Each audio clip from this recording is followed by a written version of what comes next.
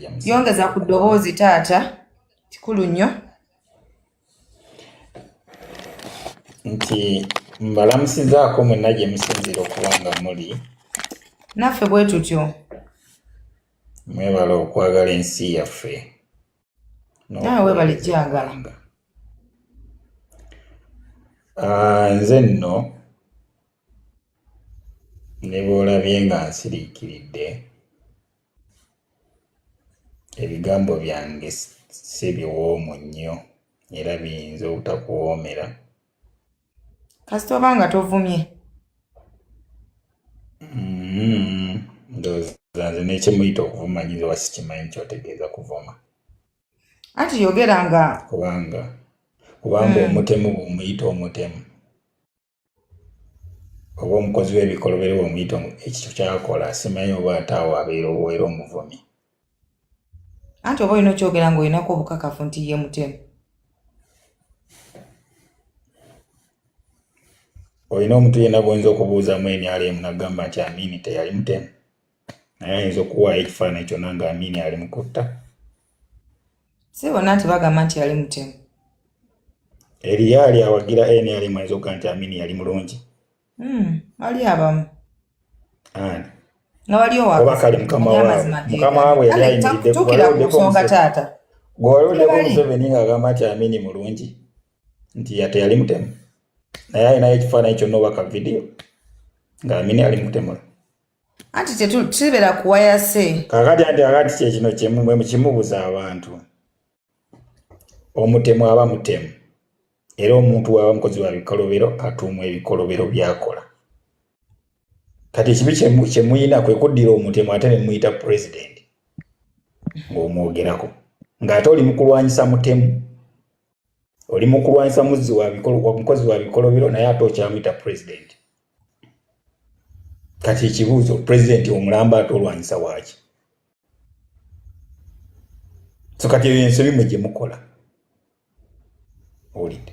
Kati ky'oyagala ogamba nti nze sirina bibuuzo gye nsobola kubuuza. Nze sirina muntu yenna ayinza kubanga awagira kigavumenti ky'abatemu era nga ali omu kuba tutemula kere ku makyanzire wano mubuuze ekisirina kuba ekigambo ekituufu kye nnina okwogera kijja kubanyiiza. Sirina nze wabula nnyinza kwogera bino.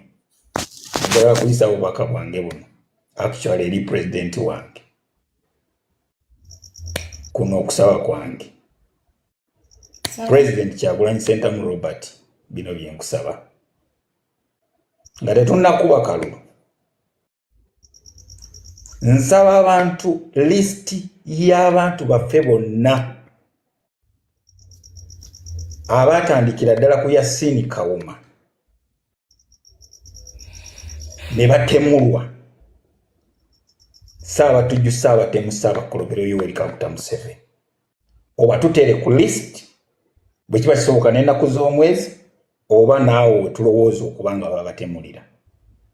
Abaawambwa nga tumanyi gye bali kigavumenti ky'abatemu nabo bateekebwe ku lisiti bonna n'amannya gaabwe. Abo abali mu makomera matulugunyizo ga Saabatemu Saabatujju Yoweri Kaguta Museveni nabo basanguzibwe. Nsaba okoleyo olukungaana tunnagenda mu kalulu. Buli bikolo abakoleddwako ebikolebwa abantu baffe abali ku lisiti basanguzibwe ensi bategeere kuba we tulaga tugenda ate mu kukolwako ate ebikolobero ebisinga bye twali tukoleddwako naye twagala abo bagenda okugattako omuwendo gw'abapya ng'abakadde tubamanyi nti be bano be bakolako ebikolobero. Ekiseera Katonda bw'ali bakituwadde abali baabalamu ng'obwenkanya Katonda abutuwadde.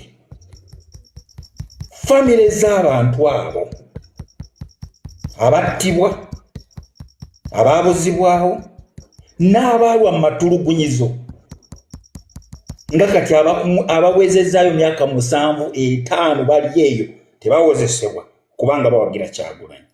Lulibo Mukama Katonda n'abawa obwenkanya naye balina okuba listed.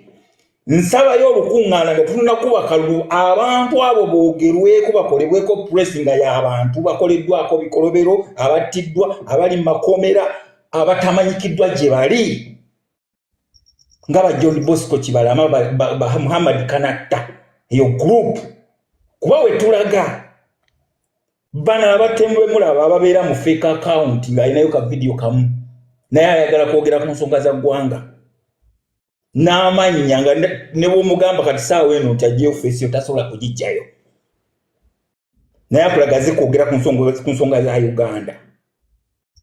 Reason hired gooms ezajja okutta okutufuula engomboze mu nsi yaffe. So mu mbeera efaanana bw'etyo President nkusaba n'obuwombeefu abantu baffe nga tunayingira kitta abantu kirala kuba tugenda mu kitta abantu oba twagala oba tetwagala muwulira bw'ayogera kati bwe mumuwulira ono bw'ayogera for we don't care. Reason they are killing nationals for them are foreigners.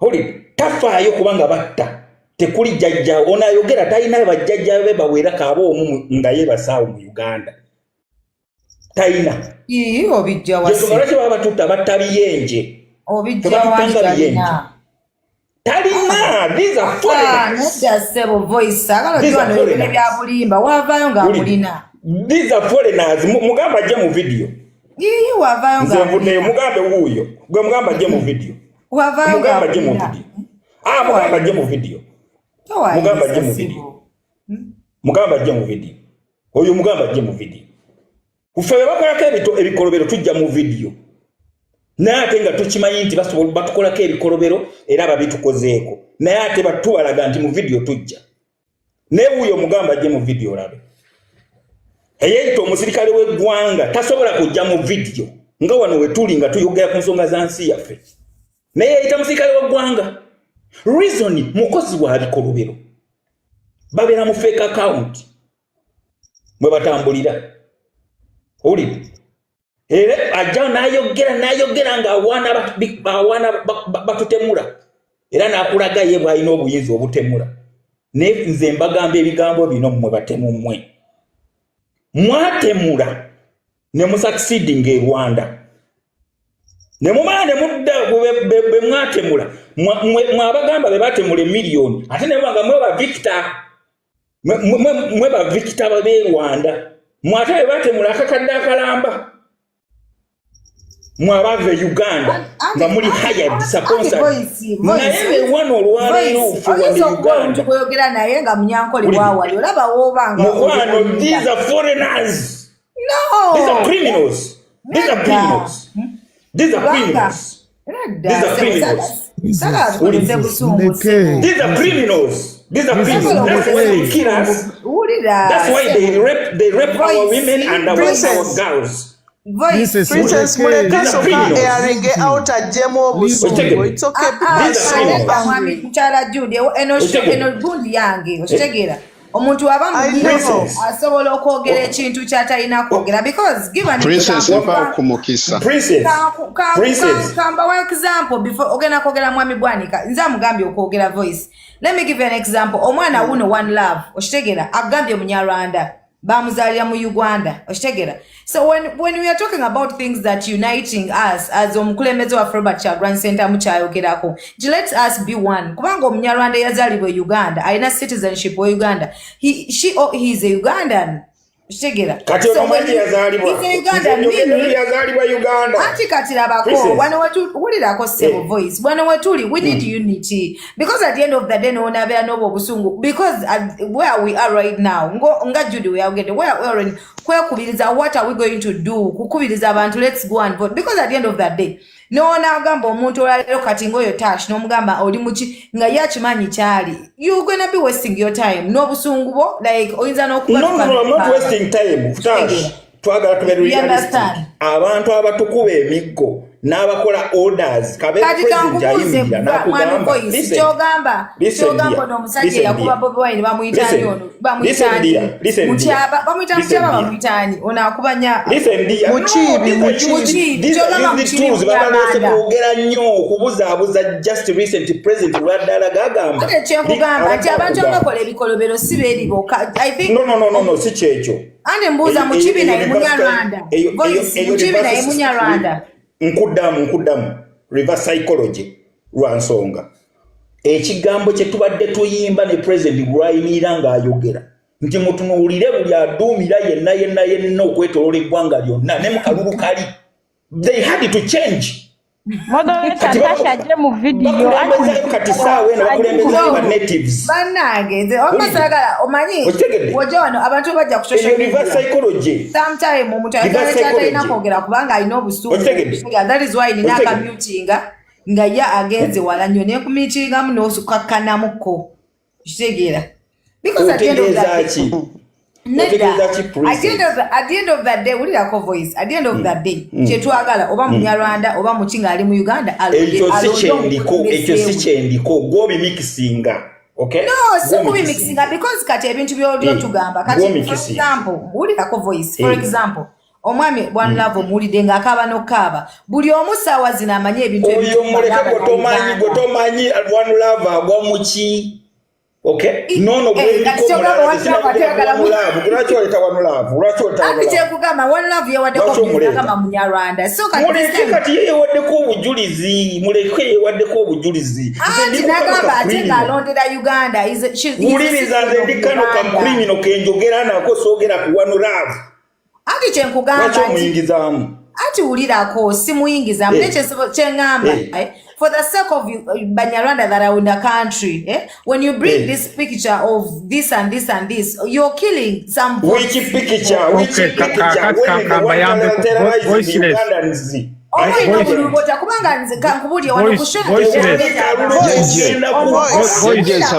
muleke kwogera bwogezi kuli misambo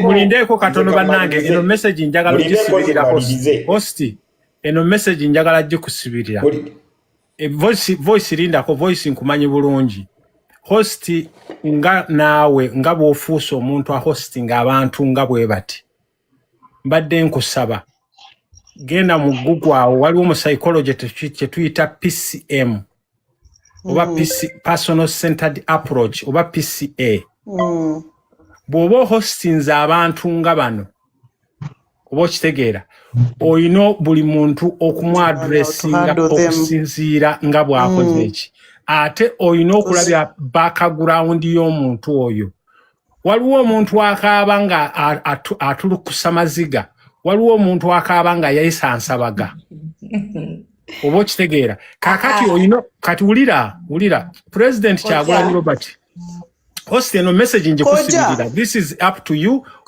why you take what wamalinda Kojja let's put ourselves in Princess shoes yeah Princess she's trying to balance yes njagala nnyo era anti wera wano voiceless the biggest problem ku platform Jetulina is that we are hosting or we are debating with wounded people abantu bali wounded and most of them are so emotional that some of them don't even know how to handle pain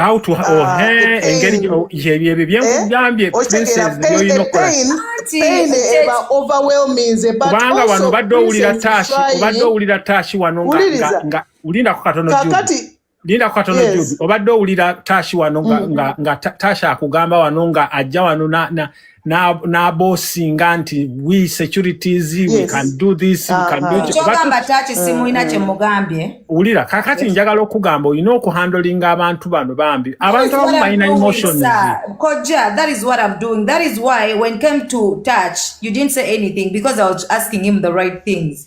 It is the same thing temumpadde budde nina abaana abamu bentaaza ku page yange nagamba mumbeja I would probably love to be part of the struggle nagamba nze banzala wano ne wano but wano ku live yange nagamba nosanga omuntu wallahi ng'avuma Abanyarwanda nogamba ne katono omuntu wanaatula mu ntebe will this person respect us oba ffenna bagenda tuzayo n'abazaalidwa mu Uganda okitegera I understand the fact that he's wounded okitegera nkikiriza nti ali wounded era nange we mba njogera ebintu byange saayogedde wano nga ngamba what they are doing is very okay but then for the sake we need where we are this is a delicate place where time not even place where we need votes okitegera you can just utter one because we need evidence to show that yes amuwininze okitegera so there are people who can't understand at your grade abantu abamu tulina this mentality gwe ng'olowooza obwongo bwo ku speed kwe buddukira olowooza n'abalala baddukirako yo speed no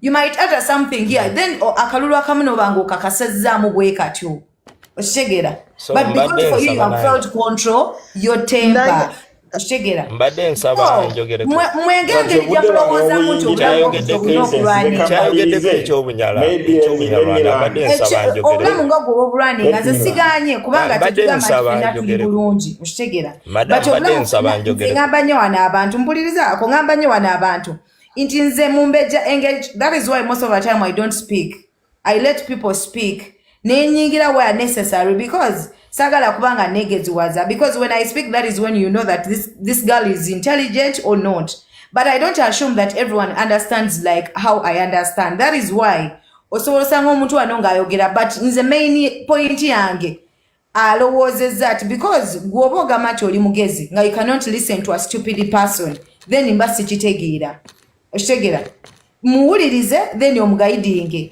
right now where this is a time that is very delicate where we need people to vote at any time omuntu osobola kwogera bwogezi kigambo nekituning omuntu nagamba naye kati where are we heading okitegera because of omuntu nalowooza nekitali kituufu weewaawo maybe naava ne mu ggwanga n'agenda akaluno kaluzi nga bwe katyo okitegera kati nze ntunulya even the ground level nti yes nze nakolako wano live nekaaba n'amaziga okitegera doesn't mean nti ebigenda mu ggwanga sibimanyi mbimanyi naye ntunulira other people abatalowooza nga nze okitegera abamu buyinza okuba wafiirirwa abantu naye nga abalala bo tebannafiirwa naye nga baagala change you understand naye kati weeyogera bwotyo yayinza obutakutegeera that is why omukulembeze w'eggwanga gwe mulina Robert Kyagulanyi Ssentamu avaayo na uniting nga buli omu okitegera bino ebintu emujja bitegeera because you want us to speak exactly what you want to hear but the thing is waliwo abantu abamu abatalowooza ku peesi yemu nammwe okitegera gweyagala olowooze ku peesi nti buli muntu ategeera kyoyitamu no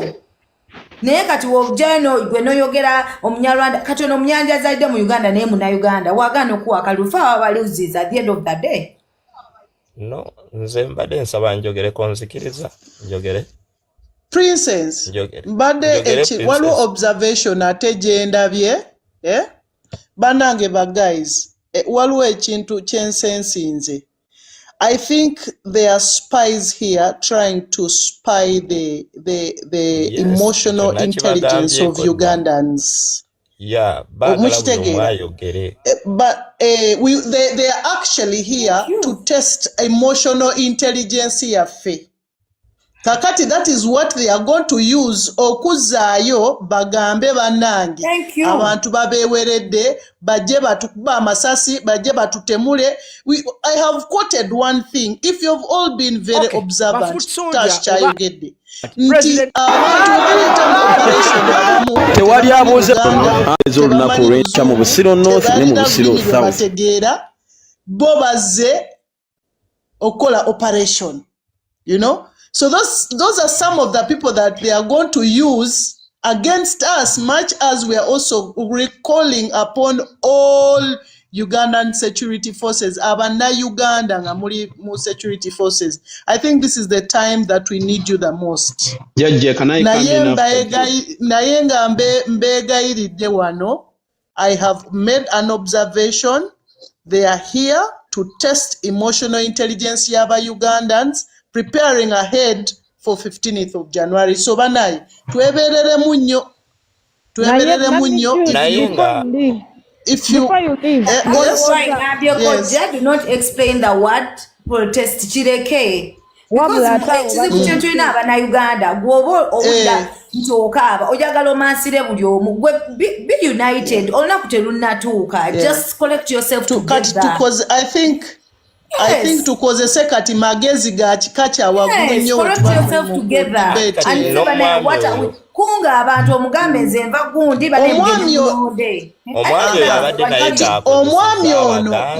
omwami ono mbamuweereza okutusima. I don't know about ekigambo kituufu mu Luganda. Sirina nnyo proof on that because no, I'm just assuming. I'm also assuming. Because here, I'm not being city confirming. On my show yange better wait. I bring different people, the NRM people and the new people, neto discussing about the things that are going into the country. You get? I ask you questions. I think this is your first time to be here, but I always host people, different calibers. Nejajo ange Brucey and other people like Banoba Elijah Umumanyi Elijah. No, Eddie Sino. Different people ababera waneno, different people aba NRM never know, and then we debate. Chovola ba mwami bwanika abamanyi, like because these are the people who always come here and we discuss. You get? We all have pain, but you have to use your mind and your sober mind. I know Museveni abadde Omugezi abaga. Mwami Magato, yes, one of the people that are always host Mwami Magato. Shegera. So we come here talking about whatever I'm talking. Sigama mbompolereze bibye bigena mgwanga. That is why I ask both parties. Wa NRM ne mubuza, no one nupu ne mubuza. Shegera. Ati wandi kontinze ensonga y'omwami oyo agambye. Nzijidde mu video yayogera ate nga NRM wajja wano wani kagenda maaso oyogere mwani kagenda ogenda kuja voice you're going to come kubanga these are the people that I always have on my panel mwami banika Bruce mwami Magato bano baba tegaliko Sino ono Kirabo the people that I always in NRM they come and we share ideas. You understand? You ask them a question in Aswala or Banachidam, something like that. As we are preparing for the national elections. Jajja webale nnyo webalire ddala kusingira ddala nkwebaza okuhostinga. Mukulu voice of the voiceless. Muganda wange mpulira pain yo. I know what you're going through. Neebaza mukulu Tash okusobola okujja n'abeera naffe. Jude nawe nkwebaza Kirabo mwebali kubanga mwenna obwedda mbagoberera mbeerako wansi awo n'empuliriza oluusi n'enja n'ensaba n'embeera waggulu. Kye njagala okutandikirako Jude nakuwulidde obuzibu bw'okwogera ku ggwanga bwatandikidde ku ggwe because of that deeper pain you have. Everyone is feeling it. I am feeling it and everyone else is feeling it. And I might assume Tasha naye agifeelinga. Naye jejje nsabo nnyambe ompeeka kadakika katono mbateekeko emabega mu historical background ebintu bino gye bitandikira ebyamawanga. Bacolonialist bwe bajja ba British baatematema amawanga ga East Africa. Bwe twali tuweebwa independent bannakenya nga baweebwa independence, abatanzania nga baweebwa independence, abanyarwanda naffe abannayuganda buli ggwanga baalisaba nti abantu abalimu nga si bannansi balayire bafuuke baki bannansi. Bwe mugenda mu Eastern Uganda waliyo patiri abaali bannakenya. Bwe mugenda mu saidi z'e Masaka ku bode mutukula waliyo abaali abatanzania nga badda saidi zeno, waliyo abaali abannayuganda nga badda saidi zeeri. It is the same. Waliyo abanyarwanda abajja mu Uganda nga baali b'e Rwanda.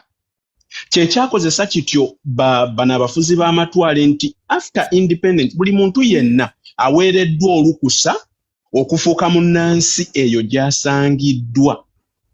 Obuzibu obwaliwo nti bannaffe abanyarwanda bambi abamu tebabeeranga mu bifo bya nkalakkalira, baatambulanga butambuzi. Abamu tebaasalawo kubeera bannansi. Y'ensonga lwaki mujjukira mu R2000 gavumenti ya Tanzania abasinga yabagoba ne bayingira ne bajjenewa era kaayi. Bw'ogenda mu Congo, it is the same issue. Kakati njagala batwala ku incident ya Western Uganda. Mu Western Uganda waliyo Abanyarwanda abasalibwamu ne bajja mu Uganda. Nga kuliko ne family ye yali IGP Kale Kayihura. Tebava Rwanda nti Banyarwanda wabula independence bagenda okusala zi border boundaries abantu abo basalibweno. Mu 1959 Rwanda waliyo genocide. Abasinga bamanyi ya 1994.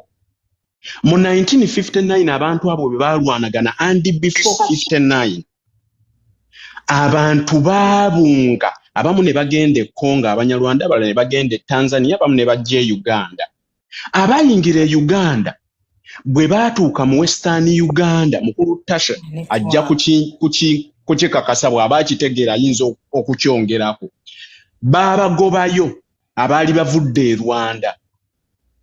Era family emu mukulu gundi mwava mukyala wa Besigye yani family temako mangu. Yes. Bayagala babagobe. Kabaka wa Buganda n'agamba nedda tebabagoba. N'abawa ekitundu kye bayita Kato Corridor. Kato Corridor yeviira ddala ku bode Mutukula nejja Gomba Maddu nejja negenda Kiboga nejja mpaka ku side ya gundi ya River Nile.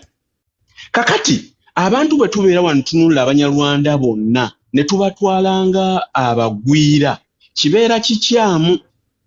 Naye era njagala okubategeeza ku ekyo kyennyini mu 2009 nagenda ku bizinga nga nninyidde Entebbe. Bwe nali nkomawo Entebbe nalinnya ekidyeri nga kijjudde Banyarwanda. Bwe natuuka we nali nviiramu Kasenyi bansaba ID era ne bambuuza wa gyenva. Naye abalala bonna abali ku kigenga tebamanyi Luganda tebamanyi lulimi lwonna baabaleka aba SFC tebabasaba ID.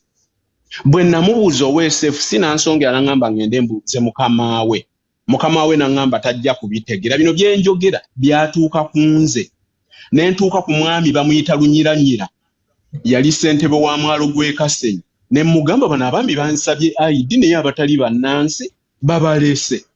Nambuuza otegedde otya nti si bannansi konze tebamanyina lulimi n'olumu lwe bategeera tuzze teboogera Luganda.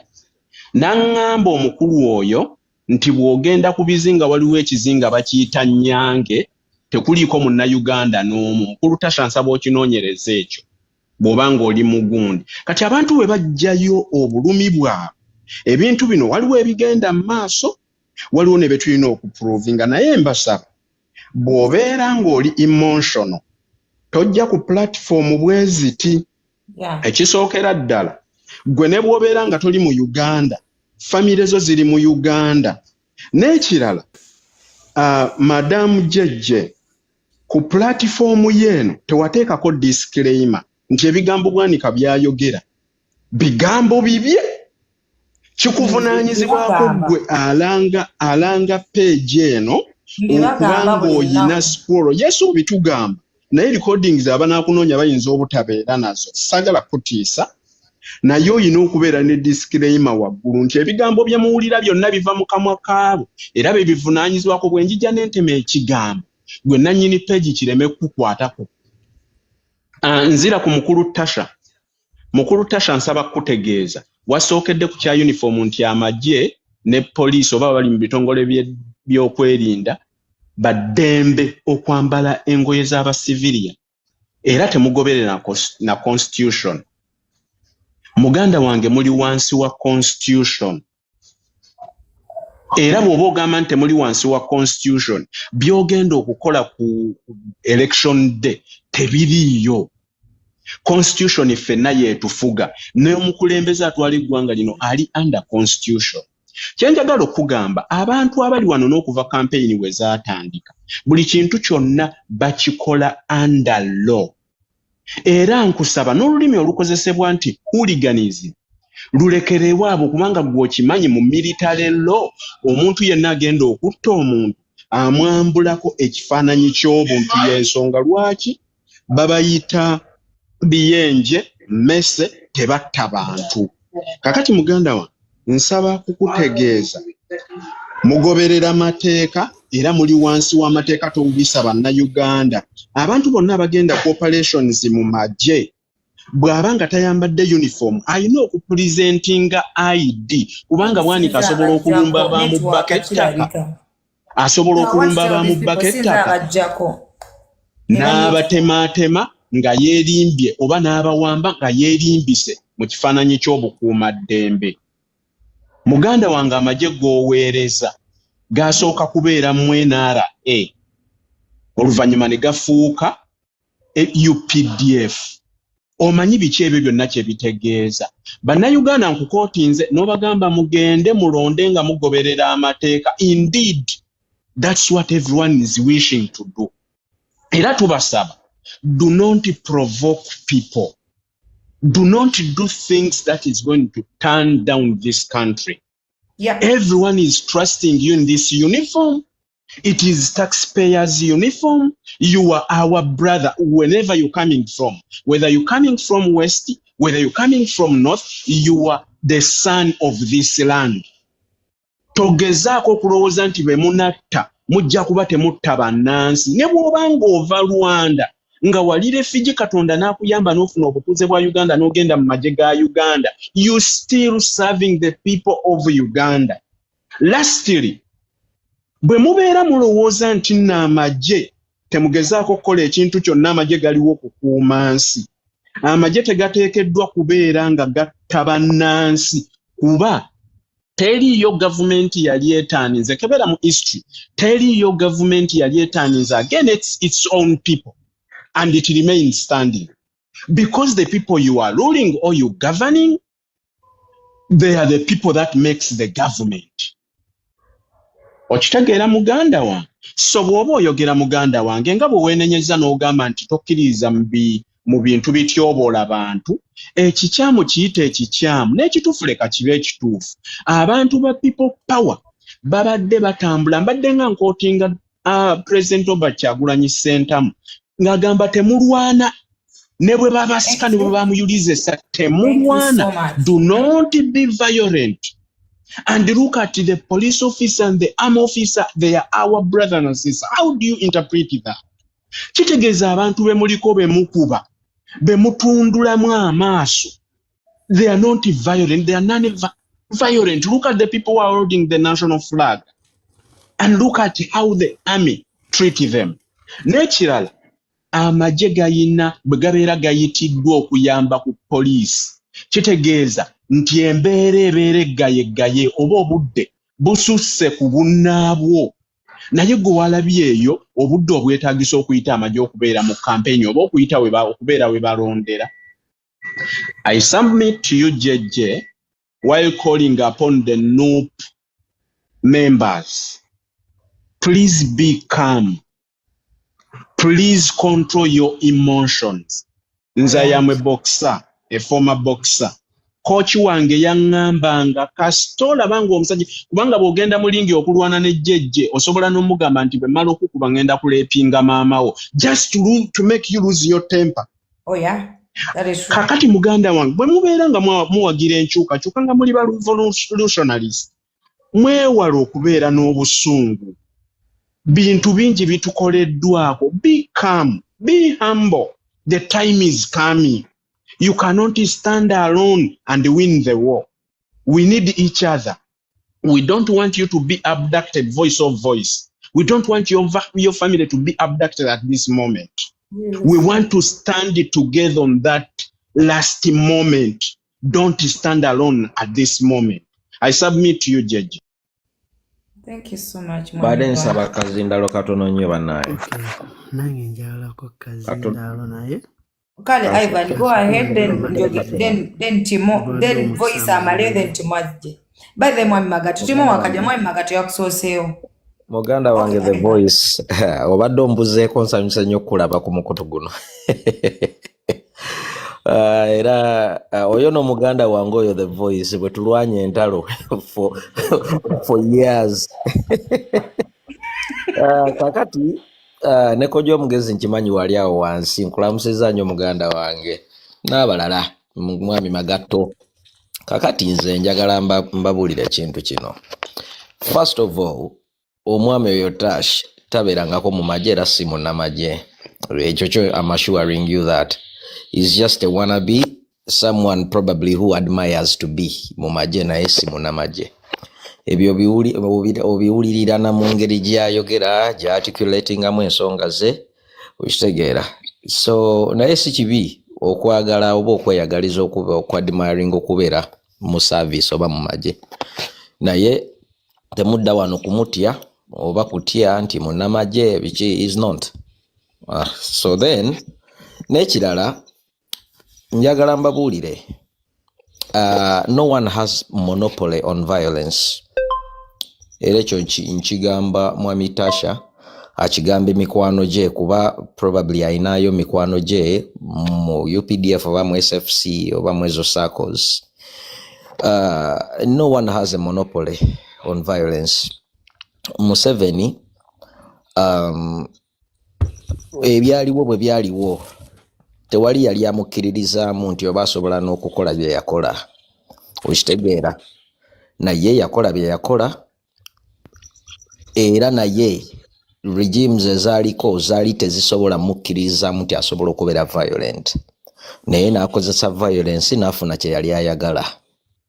Mu bintu nga bino ebya eggwanga naddala mu revolutions ng'abantu beekyaye, nga gavumenti oba regimes zinyigiriza abantu, tosobola kucontrollinga anga y'abantu.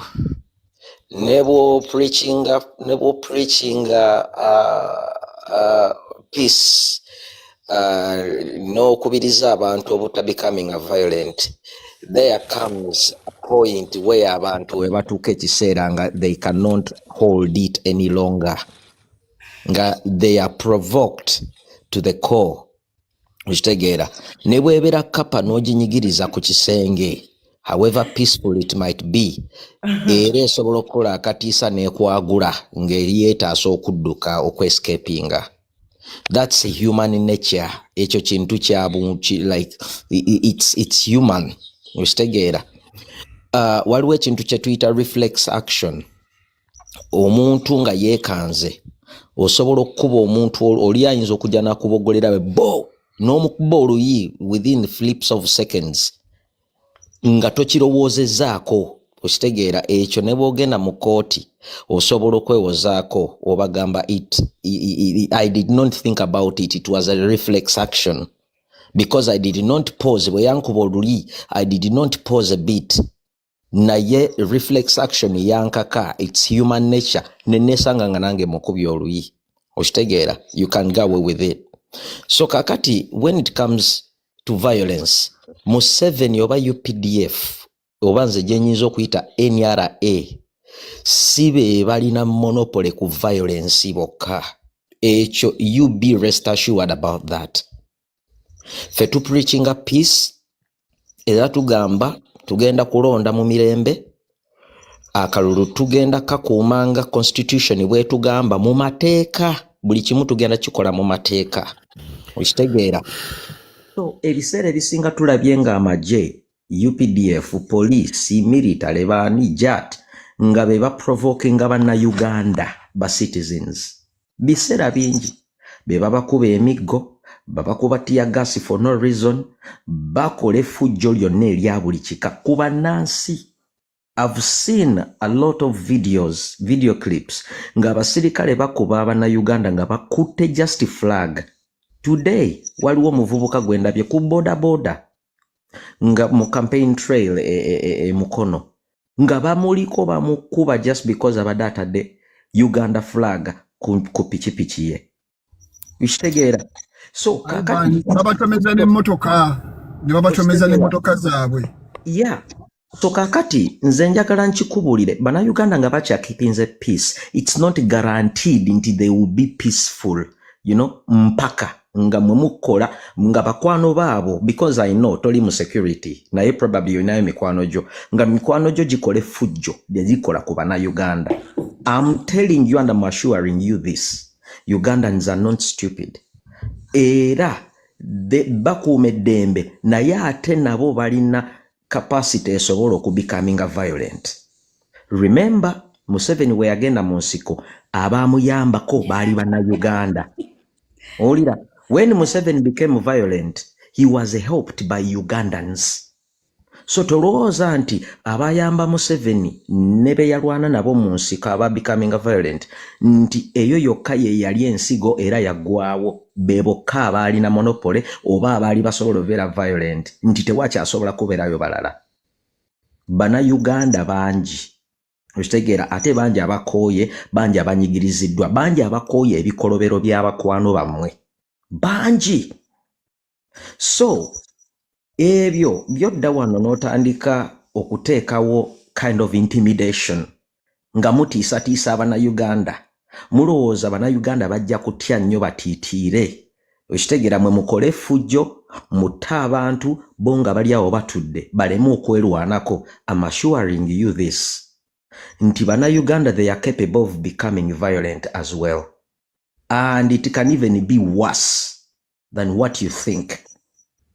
So as you prepare to attack Ugandans after nga balonza akalulu kaabwe byonna bye mu planning bakola Abannayuganda, you have to know nti Ugandans are many and they can defend themselves, and they can also fight and liberate themselves, and they can defend their constitution. Kuba ekyo kibaweebwa constitution. Ekyo kyo njagala nkikugambe muganda wange. So whatever you do, mikwano gyo gye baagala okukola tukusaba obagambe batreating Bannayuganda with dignity, with respect. Bannayuganda baba respecting bakole okusalawo kwabwe mu ngeri gye baagala ensi yaabwe erwaningemu. Naye temu intimidating abantu, temukangakanga bantu, kutiisatiisa bantu nti mugenda bakolako obulabe nti balonde badde wakasima bakole biki. My brother, tukuwuliriza ng'oyogera by'oyogera. Let's respect Ugandans, katukuume emirembe mu Uganda. Bannayuganda be bajja okusalawo ki kye baagala ensi yaabwe ebeere erwaningibwa etya, era bo bajja kukyuzinga omuntu gwe beetaaga. I beg to submit. Thank you so much. Yes. Mwami Voice, I think you can conclude because you have already know what to say. You can conclude Mwami Wakataje then Mwami. Njagala kwebaza muganda wange tuludde kuno nga tulwana entalo. Okusookera ddala mukulu wa Ivan weebale nnyo omulimu, weebale ne submission zo zibadde marvelous. Zaddala Mukama akuwenye omukisa. Njagala kutegeeza mukulu bwanika naye nkwebaza submissions naye obuzibu tulinanga ku basajja wange bamwayi bwanika nti baba n'amazima ge bamanyi, but they are cowards. But the cowardness gye balina tebagenda kuyamba nsi ne generation eriwo n'eriddawo okuva mu buwambe. Ayogera ayina amazima, ayina n'ekina n'abimikisinga, naddira ebikolobera ate n'ayagala obimikisinga n'amazima. Kati ye problem gye tulina mu nsi Uganda. Kati njagala kubuulira kana akagwira. Amanya gange nze Ssentoko Isaac. Nazaalibwa Budde Kisozi mayiro 10 okuva e Kampala. Nina obuvo e Nakawuka Busiro Buswa. Nina obuvo e Naama Mitiyana. Nina obuvo Mubende kati yafuuka Kasanda. Kasawo. Okay? Nzaalibwa Mugenzi Robinson Mugebwa eyebase Nakawuka Busiro Buswa. Mujjajjange Ezekiel Sali eyebase Buswa. Mujjajjange Enyondo kwage eyebase Buswa Nakawuka Busiro. Yes, sebo tukuwuliriza. Bw'oba oyagala okuntegeera nnyo genda obuuze mukama we Ssaabatemu Museveni. omugambe nti muzzukulu wa Nabatanzi Tony eyakuyiiza oluyimba lw'olutalo abasinga lwe bakyusa lwe bayita akaalo ka Buganda omugenzi kati yeebase ekisozi Nabatanzi Tony tiyayogera oba ogambe Janet. Okay, so I'm not a coward when it comes to my country. Nga bagwira mugirwanira ffe tufuke momboze then nze ayina obuvu oba bajjajjange then nze mbeere nzinga omukire emabega mbukuba bagwira bo bakwate mundu era batemu nnyo. You go and kill mbulidde ono ng'ateekamu buno bukodi oyinza okuba oli bwerwa ggwanga naye famire. Nedda Mwami Voice, you're not allowed to attack anyone here. No. Look here, Mwami Voice, you're not allowed to attack anyone. No, you're not allowed to attack anyone. Ne Ivan, my friend, Linda ko Prince, mpatai. Mwami Violence, you're attacking someone on my panel. China buzibu. No, I'm not attacking him, but this is the reality. No, kankubuzeko Mwami Voice ekibuuzo. Nabye Mwami Robert Kyagulanyi. Kankubuzeko ekibuuzo. Awo wenyini kankubuza ekibuuzo ssebo. Nabye Mwami Robert Kyagulanyi Ssentamu ng'agezaako nnyo ddala okugamba abavubuka be obutabeera violent. Era n'agezaako bagamba nti bannaye ne baba bayikiriza making sure nti obeera ng'oli very peaceful. According to kyogamba gwe okontana n'omukulembeze awo gw'okkiririzaamu ekyakenze si kyenkontana nakyo era ndowooza mu pointi zange siri ku ekyo. Ate era ne Mwami Bwanika kyagambye nti let people to be assertive. Okay? Nti beera ng'omanyi nti yadde nga bakola bino naye ate tekitegeeza nti weerwanako. No, but Mwami Bwanika has condemned the bad things that the government is doing. He has said so. Because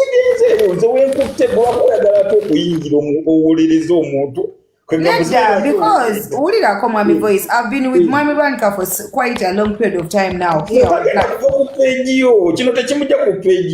This is a debate. Auntie, yeah, it is a debate, but then attacking someone because of his ideology, it is really bad. This is not attacking in any way. Because you quoted the words that he has said. No.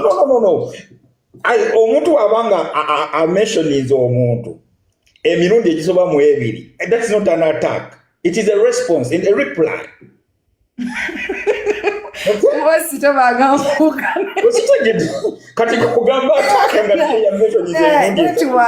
I'm sorry, tapping a screen over network. I'm sorry. Since I could check the network. No, ya chirabo abadde ku chaka. Mbadde ngamba oyo omwami kagamba mutapinga screen. Mbadde za mwali wani kanti nze ndi muntu gwe batakira ku macha. Ne Mwami Voice. Mwami Voice madensa abosokotsa Mwami Voice. Wango okutanze. Mwami Voice madensa abosokotsa bila akaluka chagu before nga tunagenda. Kakasa nenjagala kino mbadde awo bosinga okunyigiza enjiri. Nganda tiwaba wakutiisa. Ebange lwaleo tetemanyi kibala majjali. Okay?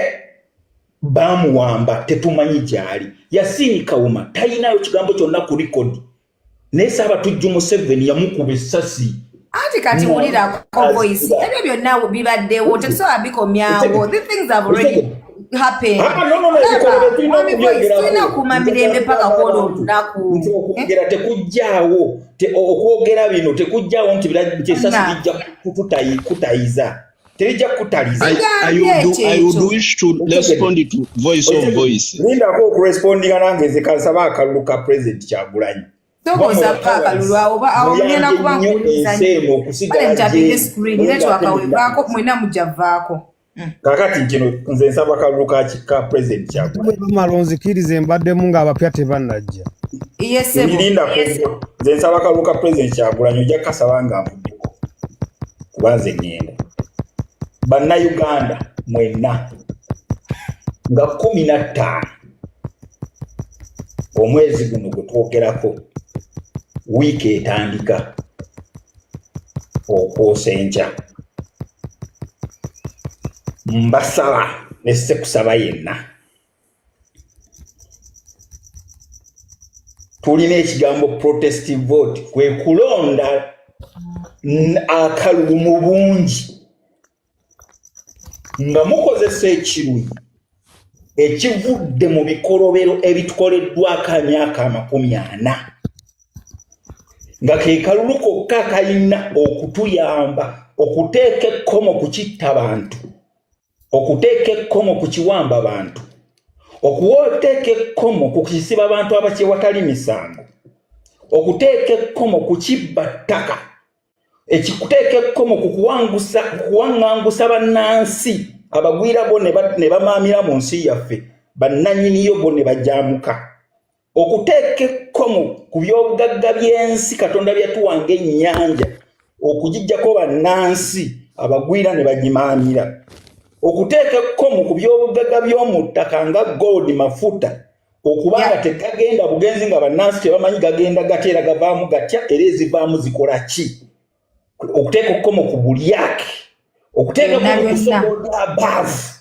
abavu yagambye buli wamu nga abavu yayogera so si rule of law tewali kuteeka nkola ya kurespectinga human rights and freedom akaluluko ke kagenda okukomyawo ensi okuva mu buwambe mweri abagwira abagiwamba okudda mu mikono gyo nsaba munnayuganda ogenda olonde bw'omala okulonda akalulu tiikinga ojja kulaba ekifaananyi ekya President Kyagulanyi olabe ambuleera naye akabokisi akali mu layini eyo akasembera ddala mu layini eyo gwe kwoba otiikinga mu Kakasa nti katiikiko kali wakati mu bokisi eyo etaliimu kintu naye mu layini erimu Kyagulanyi ambuleera kabokisi akakalu mw'oba oteeka akatiikiko nga tekayiseemu kali wakati Kakasa nti buli bw'olonda wali mu layini ya ambuleera nga waliwo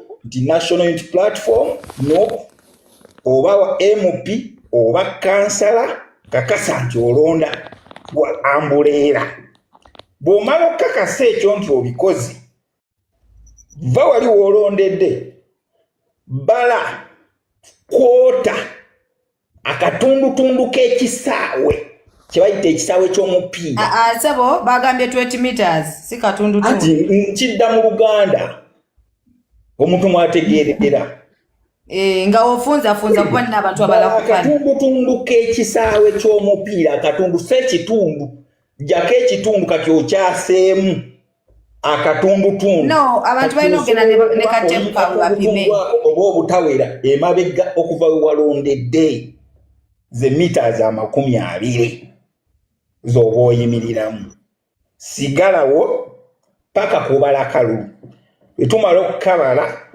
tugende gye bakatwala gye bayita oba Gombola oba district gye bayita Tale Center tetuvaawo nga tebannalangira district eyo ani agiwangudde twagala buli district nga tumanye eno awangudde ye gundi ono awangudde ye gundi ffe twagala president MP tuyinza obibeerako naye tubibeereko kino twagala president kubanga bo bakimanyi akaluke basinga okubba ka president we bakwata so bwe bamala okulangirya district yo va ku district mugende mu town temuvaamu mu matawuni okutuusa nga president Kyagulanyi alangiriddwa oba banaatwala wiiki oba banaatwala mwezi emmere ejja kubasanga ku street abalina se abachapati bajja kujjaawo wennyini bwe mukuŋŋaanidde tuteekwa kukakasa nti Uganda enunulwa okuva mu mikono gy'abaagiwamba abatugumbuzi abatemu agabbi agakwasiga abakazi amakomera agakulemberwa Saabatemu Wambizi Yoweri Kaguta Museveni mwami voice wanted to kiss okuvuma kindly yes ekyo kikugisaako kulavia can I come in and respond before Tash? No, don't, because already mujjeko kuba avumye nze sikiriziganya n'abantu bavuma mwami Magato I think osobola ofunza katono njagala afande oba afande asobola submitting and then you yeah afande asooka ayogere kubanga abantu bangi boogedde bambi nga asirise let him talk tumulage nti wano waliwo enkola egobererwe y'amateeka okusinga bo gye bakozesa ey'okutulugunya. Kale tugenda batufunzaako kuba obudde tebuli ku saidi yange. Yes. Neyanziza byonna aba submeetings. I know people are emotionally driven. Nze obubaka bwange ekisooka waliwo eyagambye mbunze nagambye when we are in security we don't follow the law. Ekyo si kye nayogedde. Yeah. Ekyo kimu ekyokubiri olina agamba sisobola kujja mu video. Of course I can't. The reason as to why sisobola kujja mu video I know. Olaba mutusanga mu field ne batukuba ebifaananyi ne twesanga ku Twitter, so I can't risk to that extent. Naye ekisembayo abantu mulina obusungu. Yeah. Nabagambye in violence teri awangula. You know, mu security baba wandiika ebintu babiwandiika ng'ebyomuzannyo. Omuntu bw'awandiika kalayini kamu n'agamba nti you might incite violence ne mutuvaamu nga tetulina muwanguzi, tolowooza nti aba asaaga. So please go and vote. Protect your vote in the manner that is not provocative to the security forces. Ebyo mbiddamu olw'okuba abantu bawulira balina obusungu. I'm telling you. Nzo tomanyi Princess ojja kudda wano tulonda lwakuna. I bet on Sunday nja kubeera ku nja obona okola live wano nja kubaawo ng'ebisinga bimaze n'okutegeerekeka. Ate nga internet mugenda nja kujja kubanga Katonda affe yasalawo. Ono agamba mu internet bagenda gijjako ebyo bibyo ne bwe banaagijjako era tejja kumala nnaku 2 era bajja gijjako olunaku olusooka olwokubiri bagizeeko tuddemu ku live zaffe. Yes sebo. Ekyokubiri wano tetuli mu lutalo bannaayi. Teri yakugambye nti tokuuma kaluluko, teri yakugambye nti tokabala n'otegeera omuwanguzi yaani no. Yes sebo. Kiri ekyokugamba nti mu kuprotectinga eggwanga mbu tetugendera ku mateeka. Sometimes we bypass the law. Sometimes, not all times. Sometimes we bypass. Violate the law, not bypass. Come on. I have used the right word, I know. Why I have said that we bypass, not violate. Ebigambo byombi mbimanyi kye bitegeeza. So sometimes in our profession we bypass it. Tugayitako nga abataagalabye. Violating means knocking something or so. Kyembasaba mwe kye mutusuubiramu butebenkevu. So are you trying to say you're above the law? Come on. If I was to say that, I know how to say it. So what do you mean by bypassing the law? Of bypassing course, the law, that means you're not following the law. Because we detect before you people see. What do you detect? So you mean because for you see the last actions on the ground. What happens to we who see the symptoms before something happens? So what have you detected? No, come on. It is not upon you me to tell you what we have detected. I'm telling you what to follow. If at all you can. Then if you've detected something, so that means Uganda is in the state of emergency. Why don't you stop? No, please. And when we are in the state of emergency, we automatically tell you. Kakati ugambo chanti you bypass the law ne muvane ku constitution ya Uganda. Submitting, you know, I'm very disciplined when people are speaking, at least. Because you're lying to Ugandans. You're lying, people. UPDF tell you above the law. You know that. I have told you. UPDF tell you above the constitution of Uganda. You know that. So there is nothing like bypassing the law. There is nothing. Mr. Bruce. That means you're doing things illegally. Princess. Okitegera. Nze nsaba nsooke ndeke Bruce ayogere oluvannyuma nziremu. Yes, kanjogera oluvannyuma oddemu.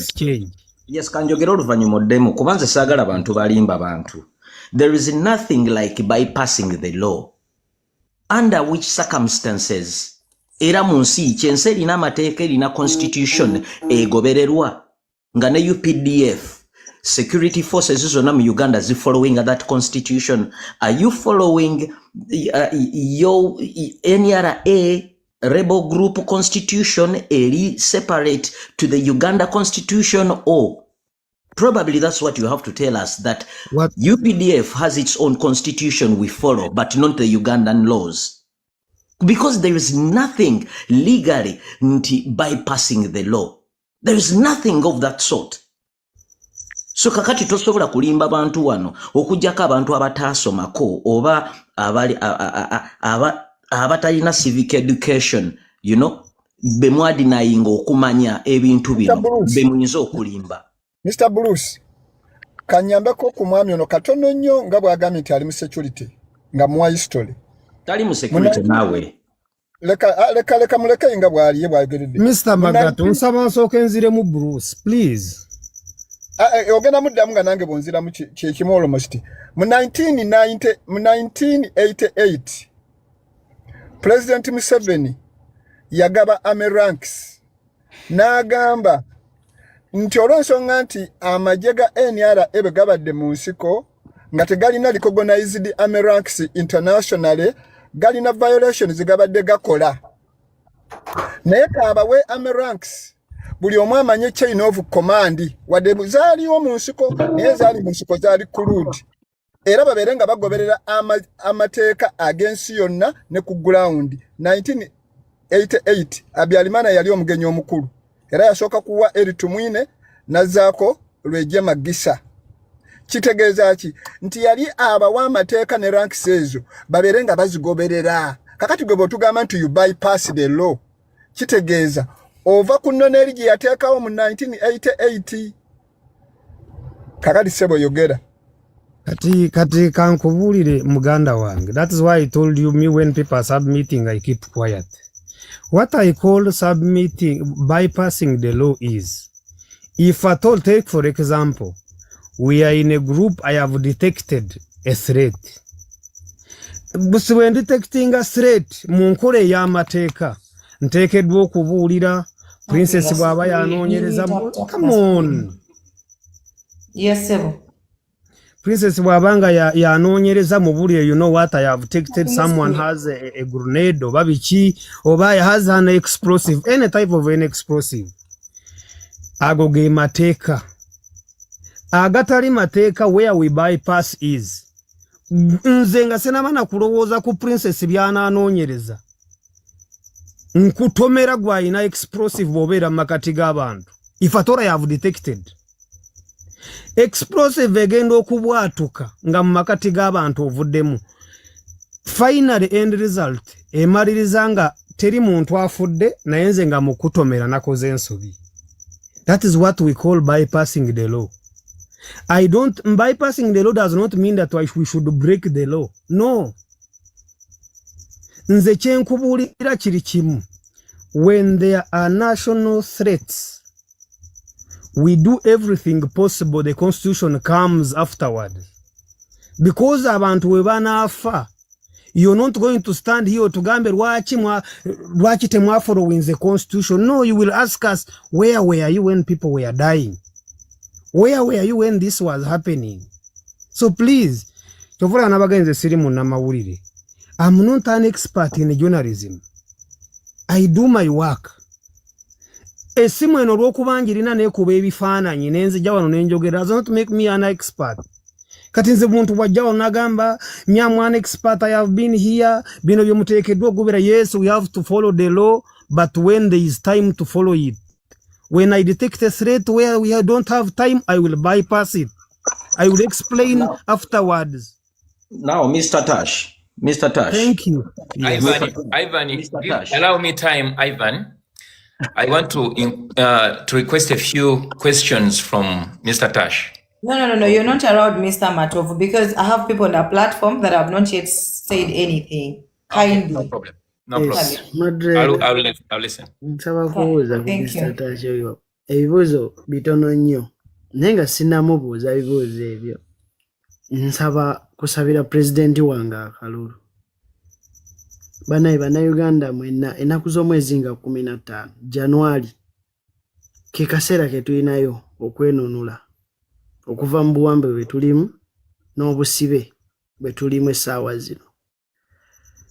Ng'olonda ojja sooka ofuna ojja genda bakebe mu register nga mwoli bakuwa akakonge, naye akakonge ako toosooka katiikingirawo, sooka ogende bakasikaninge.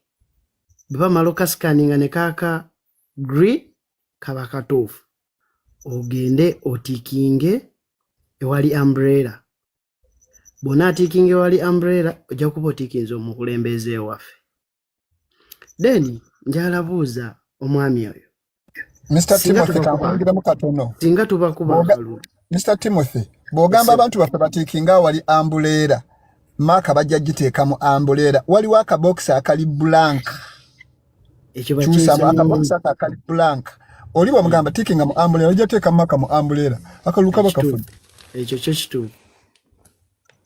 Then njagala kubuuza omwami oyo, singa tuba kuba akalulu, muli ready amagye kuba mutulaga essaawa zino nti temuli ready kutabuyinza bw'Abannayuganda, kuba Abannayuganda be basalawo okulonda omukulembeze oyo gwe baagala. Singa tuba kuba akalulu, muli ready okuhandinga over muve mu buyinza kuba essaawa zino bannamagye. Then ekyo bwe kiggwa, mugwe olaze nti muli waggulu w'amateeka, temuli wansi wa constitution. Okitegeera, mwe mulowooza nti eggwanga Uganda ekoma ku mmwe. Uganda tekoma ku magye oba tekoma ku gavumenti yammwe. Uganda yaliwo mirembe gy'Amiini, Batitookero Lutwa, bonna ezeetambulira mu mitendera. Essaawa zino tuli ku mulembe gwa Museveni, ogwa Kijambiya, ogwa Pandagali. Museveni yagenda mu lutalo okulwana ng'agamba abakulembeze abaliko bawamba abantu, batta abantu. Era buli Museveni buli waba ayogera, tayogera kirungi ku Amiini oba Obote, wabula ayogera bibi byokka. Naye ng'essaawa zino bw'oba followinze constitution oba Museveni kwatambulira bintu bya Amiini, ye plani gyali mu kutambulirako. Twakulanga batugamba. Let your question be brief because anytime. Nti Amiini yakolanga ki? Yalisanga abantu sapatu. Ani yaliwo nga Amiini yalisa abantu sapatu? Essaawa zino ngaffe Bannayuganda twagala change. Twagala change nga si y'abannamagye. Twagala change nga Bannayuganda ffe twerondedde omukulembeze, wabula nga tetugenze mu kulwana, wabula bwe munaatuforcinga tusobola okulwana. Tetwagala kusosola mu mawanga, tuli Bannayuganda, we are united. Oba oli Mukiga, oba oli Munyankole, oba oli Munyarwanda, tuli kimu. Era Pulezidenti waffe atugamba tetwawukana mu mawanga, ffenna tuli kimu. Wabula gwagezaako twawulayawula, ebyo bibyo nga gwe omuntu. Wabula tebitambulira ku Pulezidenti byayogera. Bannange neyanziza okumpa omukisa guno. Ekibuuzo kirwaki sigenda kwogera bingi. Nkiwulidde ekibuuzo abuuzizza Bobi Wine wawangula. Mwami Robert Kyagulanyi Ssentamu. Yeah, because he's a presidential candidate one. Are we ready to give him power? First of all, for us, we don't have power. For us, we protect any government that arises either from the east or the west or the north or the south. So long as it has arisen, we work for it. So please, Feche Tukuma, we protect the nation. We don't protect governments. So please come on. Mutulaze sawa zino nti we are protecting the gains. Temu protecting Abannayuganda, mu protecting a government ya Museveni. Kate eyendowooza bw'oba ogirina then you esawa zino tulinga abali mu lutalo. Amagye gatambula buli wamu mutubuulire nawe bw'onojja you will use the same coercive force of a state to protect the national interests. Nze nkubuulira mazima buli bw'onootambula n'ogenda ng'obeewerera I'm not going to be in the entire country. I'm just going to be in one sub-region, in one polling station or two. Anti gwe kati esawa zino gwakiikiridde basirikale banno. Esawa zino gwakiikiridde basirikale banno. Nze nkubuulira what I know. These people ekisooka teri basirikale bajja mu kukuuma mu bululu oba something when they are drunk. Already beeyolese dda nti bo bali ku side ya Museveni. Kati gwe genda n'ekikyo ky'oyagala. Already mwe mweyolese dda nti ku side ya Museveni temuli ku side ya bannayuganda. Ebikolwa byonna bye mukola biraga nti muli ku side ya Museveni. Naye kyenkusaba oba something when they are Segera.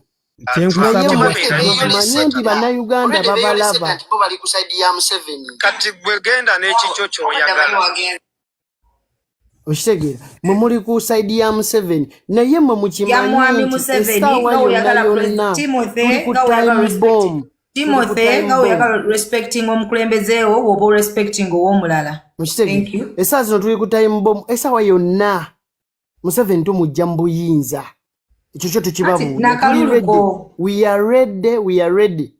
Kyonna ekiba kizze maaso singa mugaana eby'emirembe eby'empaka bisobola okujja muyina amasasi tuyina abantu fe bantu eze mundu naffe tusobola ozikwata. Timothy kandabize mwame magatto kyanaayogera saagala mukozesa emotion nga mwogera points zammwe. I don't want guys to use your emotions. That is one thing. That is why I'm controlling this debate. I don't want any person to use any emotion when you're speaking. Speak as a human being because on Thursday we are going to vote. Sagala wewere, and I'm encouraging every Ugandan when you're going to vote, make sure that your heart first take water, move with a bottle of water. Because I don't want to be violent. I don't want anyone to be violent. Because ekino kimu kyemulabidde kyekino lwaki mwami Robert Kyagulanyi Ssentamu abakubiriza okubeera peaceful. Mugamba mwagala okubeera ne evidence. Kati ekizimba munaakituulisa nga tekinnatuuka wali, you'll be like you've wasted your time. Abantu abamu I think twogeza emotional tetumanyi what international community says biki ensonga lwaki bakugamba nti last time ebintu ebya happening mu November bakugamba mpobo bagamba abana bali violent, that is why they reacted that way. Kitegeera so ensonga lwaki nkubiriza abavubuka, do not be violent, ate let your heart be free because at that time kubanga ojagenda wali otikinge olabe ekifaananyi ky'omukulembeze afuga kati mwami Muzeeyi otukuwa wali otikinga ono naye omusazeemu akalulu kaba kafu obusungu obukubeerako obungi osobola okukola ekintu ekitali kituufu. That is why I'm trying my level best to see that abantu babeera very calm. Sigamba nti nze sirina binnuma naye abavubuka bannange tubeere calm. Olunaku lwa Thursday weekwate. We have seen it all. Kubanga kijja kuba tekikola mulamwa kubanga bino ebintu babitukoze for years.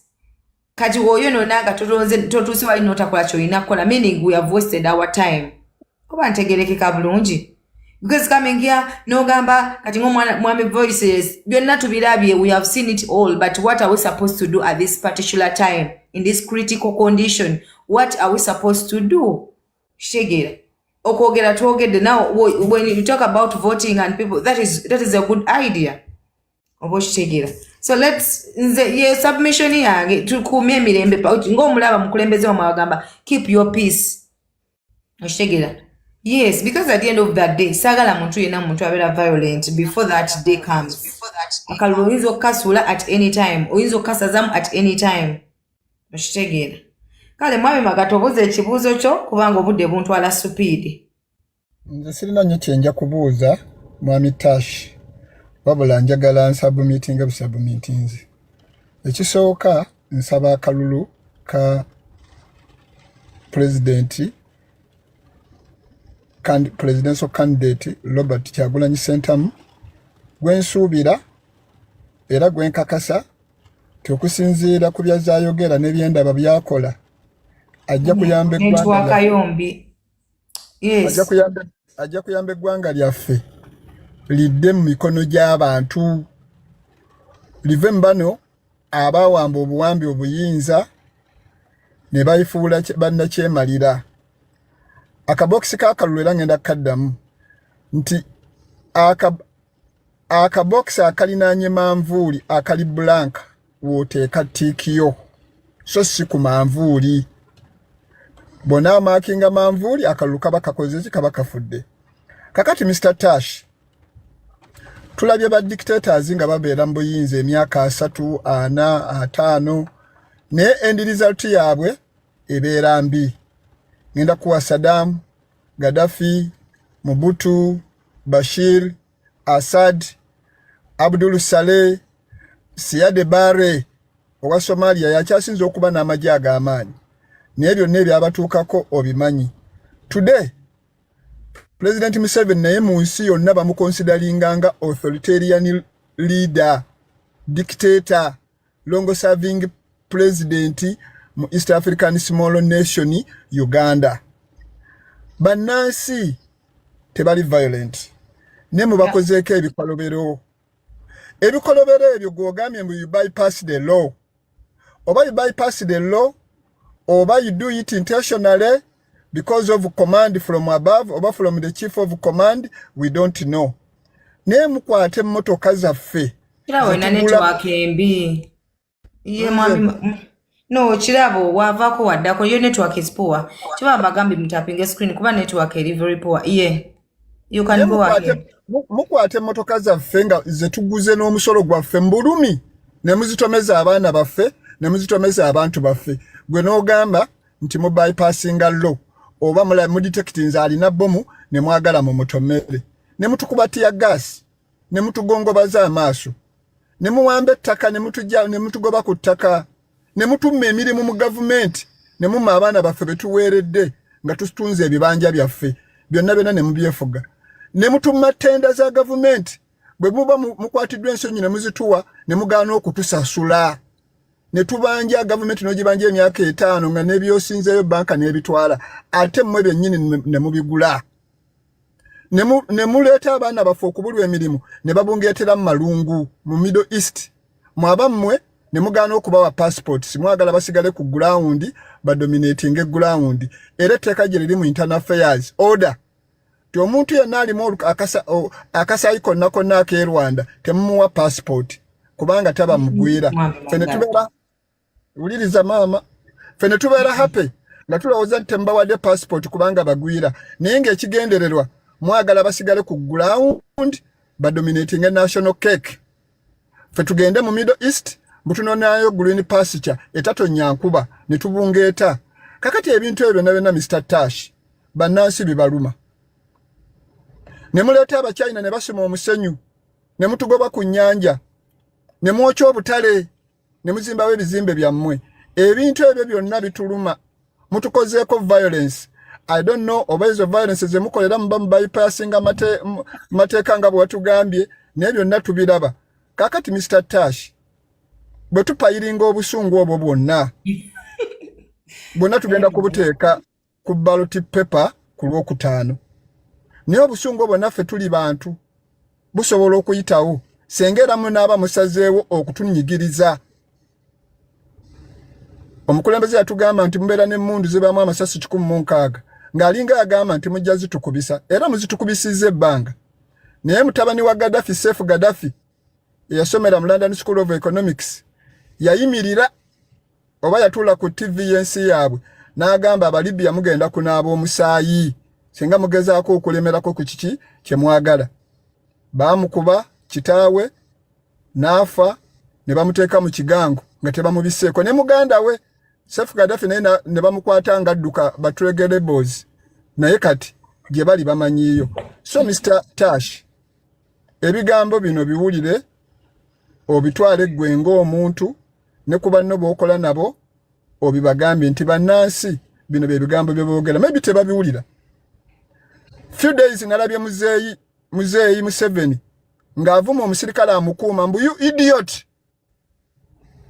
mu kamera yabadde very furious naye omusirikale oyo yamukuuma era omusirikale yadde agoberera protocol nti omuntu asemberera omukulembeze w'eggwanga sooka omucekinge omekinge sure nti wagenda wali safe era n'omukulembeze agenda kubeera safe naye yamuyise publicly idiot. That is an abuse of power. That is an abuse of executive power. Mukozesezza obuyinza bannansi bwe bwabawa ne mututulugunya mu ngeri yonna mwe muwakula entalo mukwata sente zaffe z'omuyiwa omusolo entono ne muziteeka mu M23 e Rwanda international community report yagifulumya ne muziteeka e Sudan naye nga naffe tulina amalwaliro tulina amasomero ageetaaga ssente enguudo zirimu ebinnya temutulumiriddwa bantu mmwe kati mutugamba tu protecting gains ebizimbe ebisinga byonna mu Kampala byammwe kakati Mr. Tash obulumi obwo bannansi bwe balina bwe banaabujjayo ne babuteeka ku street my brother mujja genda nga Gaddafi obanga Saddam however much you have guns take these words very seriously. Mwami Matovu, you come and ask your questions kakati and then Kobudde kutwala speed. Ebyange bigenda kukomaawo. Mr. Tash nkusaba ekintu kimu nkimanyi bw'oba olina chain of command muweeyo obuyinza bwe muba muluzinze elections mujja kusigazaako ku bintu ebimu bye munyaze ate bwe tutaluzinga nze nina omusirikale wulira nze nina omusirikale gwe nayogerako naye kubanga ojja kuluza gweka gwoli mu security n'agamba mu high command mweteesa nti bwe mulaba nga muluzinga obuyinza mugenda kusumulula amasitowa g'emmundu gonna bannayuganda buli omu akwate emmundu tutandike okwetta tubeere mu civil war please temukola ebintu ebyo teekako disclaimer amajeke ga yes amajeke ga UPDF amajeke ga UPDF ga bannansi si ga muntu please temuteekesi yaffe anti oli oba yakugamba so tetukiinaako prove nti kijja kukolebwa. There are some things sikiwanti omuntu asobola okukikola because Madam Princess ono yakitegedde gwe nkigambye gwe tokitegedde yereka yakitegedde ajja kigamba bakamaabe. Anyway, from the horse's mouth kasita gwakyeyogeredde. Yes, osobola okubuuza ekibuuzo kyo because muddemu bandeke mukulu Matovu asooka ayogere. Anti chovola network ambi. Yes, Mwami Matovu osobola unmuting anobuuza ebibuuzo byo then najja lumu. Mr. Tash olina peni n'olupapula? Nsobola obifuna mukama wange. Tufunzaako ya. Byonna onoobikwata mu mutwe kuba bw'obanga ogenda kukwata bibuuzo tosobola bijja off head. Ate ebibuuzo byange munne ebyandibadde byangu nnyo. Kale kasooke mbuuze. If we can get like one-on-one, do we have a professional army in Uganda? Abana mwagala ebyonoonese mbujejjere tidafayaba. Mama sijja bikkiriza ebyo. Genda maaso obuuziza ekibuuzo bakuddemu. Mr. Tash, do we have a professional army? Ntabinge screen anti essimu ye freezinga. Mwami Tash owulidde ekibuuzo oba nekibuuzo nkiwulidde naye mbadde manya asooka kubibuuza byonna. No, ekyo tekyetaaga naawe tekyetaaga logic. Of course we do. What does a professional army do and when does it come to the public? First of all, in Uganda, standard-wise, a professional army comes when there is a threat. But in Uganda, it comes in two perceptions. It comes when there is a threat and when the police calls it to enforce it, in case they are overwhelmed. Okay. Do we have the army trailing one of the presidential candidates currently? Trailing. No, I don't know such. No, actually, no, because I see him moving with police. What I know, wherever he goes, because we are scattered security forces are scattered everywhere. You can meet them where you're going, but they don't trail him. Okay. Which department of security in Uganda use Jifanga Army Green in the transport? Every department can use it. No, let's be civil. Come on, I'm answering you. Every department can use it, so long as there is a need. The police has Jifang in dark blue color.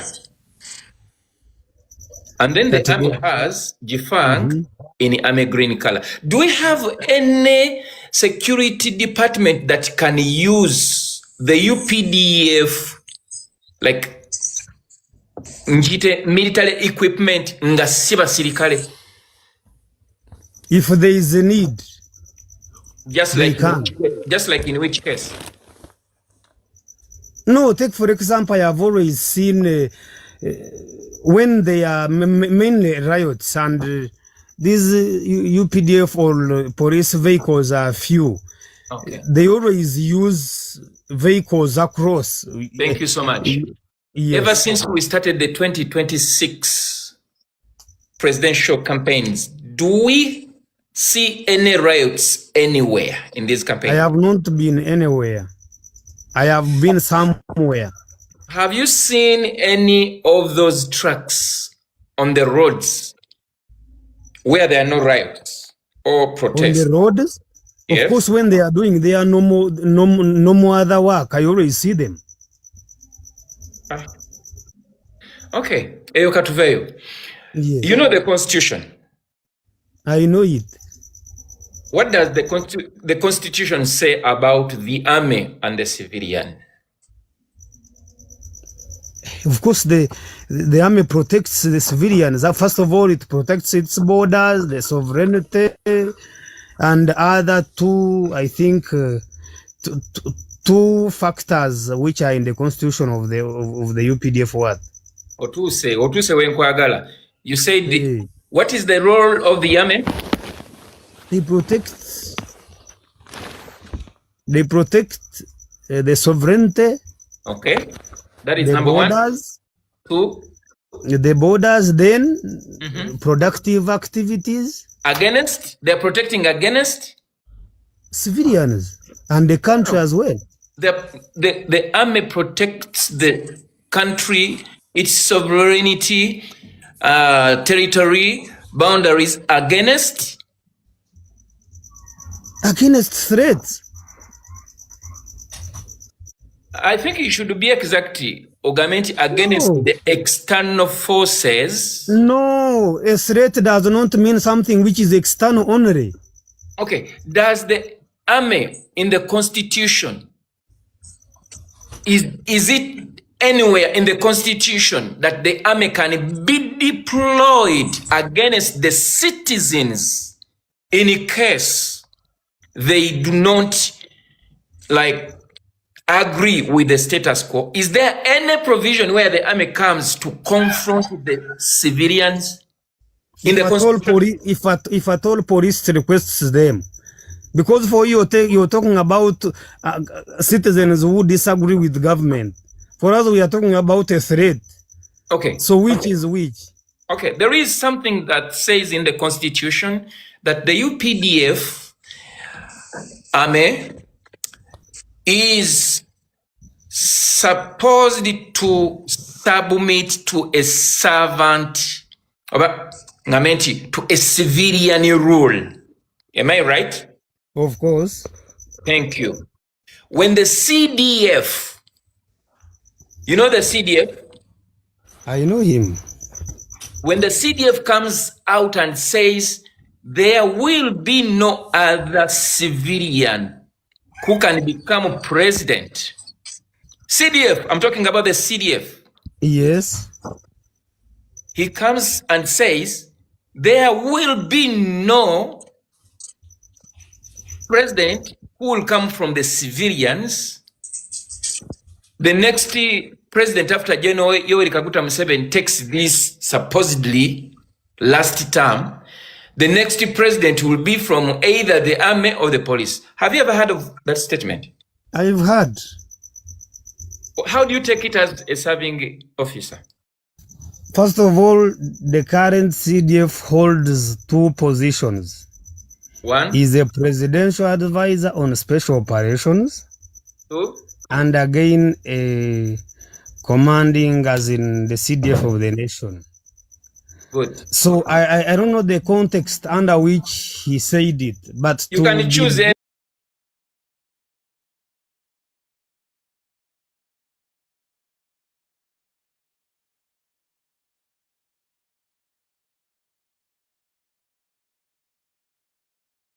he was right according to him, not to me, to him. Because that is a political role. It is not a military role. And as a CDF, let's say under his Twitter handle where there is CDF, when he makes a statement, do you want to deassociate the statement from the CDF and maybe assume maybe he was talking as a civilian, or he was talking as a first son, or he was talking as a presidential advisor, or anything, or you take what comes on the handle? Up to when himself comes out to elaborate to us which capacity did he utter out those views. But to me, first of all, in my profession, generals do not make mistakes. A mistake of a general is a plan. Perfect. No problem. It is like in art that any mistake in art is a design. Now, so, I wanna ask, under a professional army, do you think we might have room for such reckless statements and a professional army? You who calls it reckless, it's you who gets it wrong. All right, no problem. It's okay. That statement is not reckless. Mr. Ivan Lindako, I call it reckless. Why? This guy is not in the forces. It's just don't mind Ivan. Oh. It's okay. It's okay if he's not in the forces, but he's answering my questions. And I believe the people who are following, they get what I'm trying to get out of him. When the general made statements that his army is so strong and can overrun in the nation, our neighbor, Kenya, by that time he was a commander of the land forces. Remember?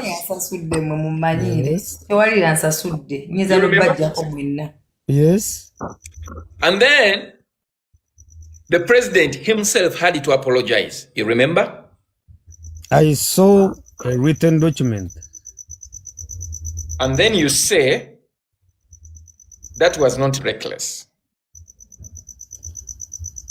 I've told you, according to me, a general does not make mistake. And to prove you right that the general doesn't make mistakes, he was awarded a full office of the CDF. Great. You've done it great. Thank you so much. It was appreciating what he did, though his father apologized. Good. And then he made another statement about the nation of Southern Sudan. Yes. And then the state minister for foreign affairs had to board a plane, a private jet, to go and make peace. And then a few days or weeks or months, now the late Raila Odinga flies to Southern Sudan to have a chat with Riek Machar and Salva Kiir, the president, and he's blocked from accessing Riek Machar unless he's cleared by Yoweri Kaguta Museveni. Am I right? I don't know. Oh God. Why do you know some issues and you don't know some? And of course, I answer issues that I know of. You know, I hate wisecking. No problem. Do you read newspapers? Of course I do. Do you read a newspaper, most especially New Vision, when Raila Odinga went to State House after failing to meet Riek Machar in Southern Sudan? I always saw a picture of Raila Odinga and Ruto having the president in his farm, I think. No, that is something different, man. That's what I saw. Don't be like Biabakama, who was asked, Nagamanti, I didn't have subscription on my DSTV. I didn't watch news. And he is a judge. Mr. Matovu, nze nziramu byemmanyi. Byesimanyi sibiddamu. Katugende ku by'omanyi. Katugende ku by'omanyi. Yes. The CDF amanyi bulungi nnyo Chebaita the UPDF Act. I don't know whether he knows or not. How can he be a commander if he doesn't know the act? Muna bwe baba babimukwasa sibayo. What I know, I assume he knows. Do you think he's capable of commanding the army? Yes. Do you think you can reason with such a person, Mr. Matovu?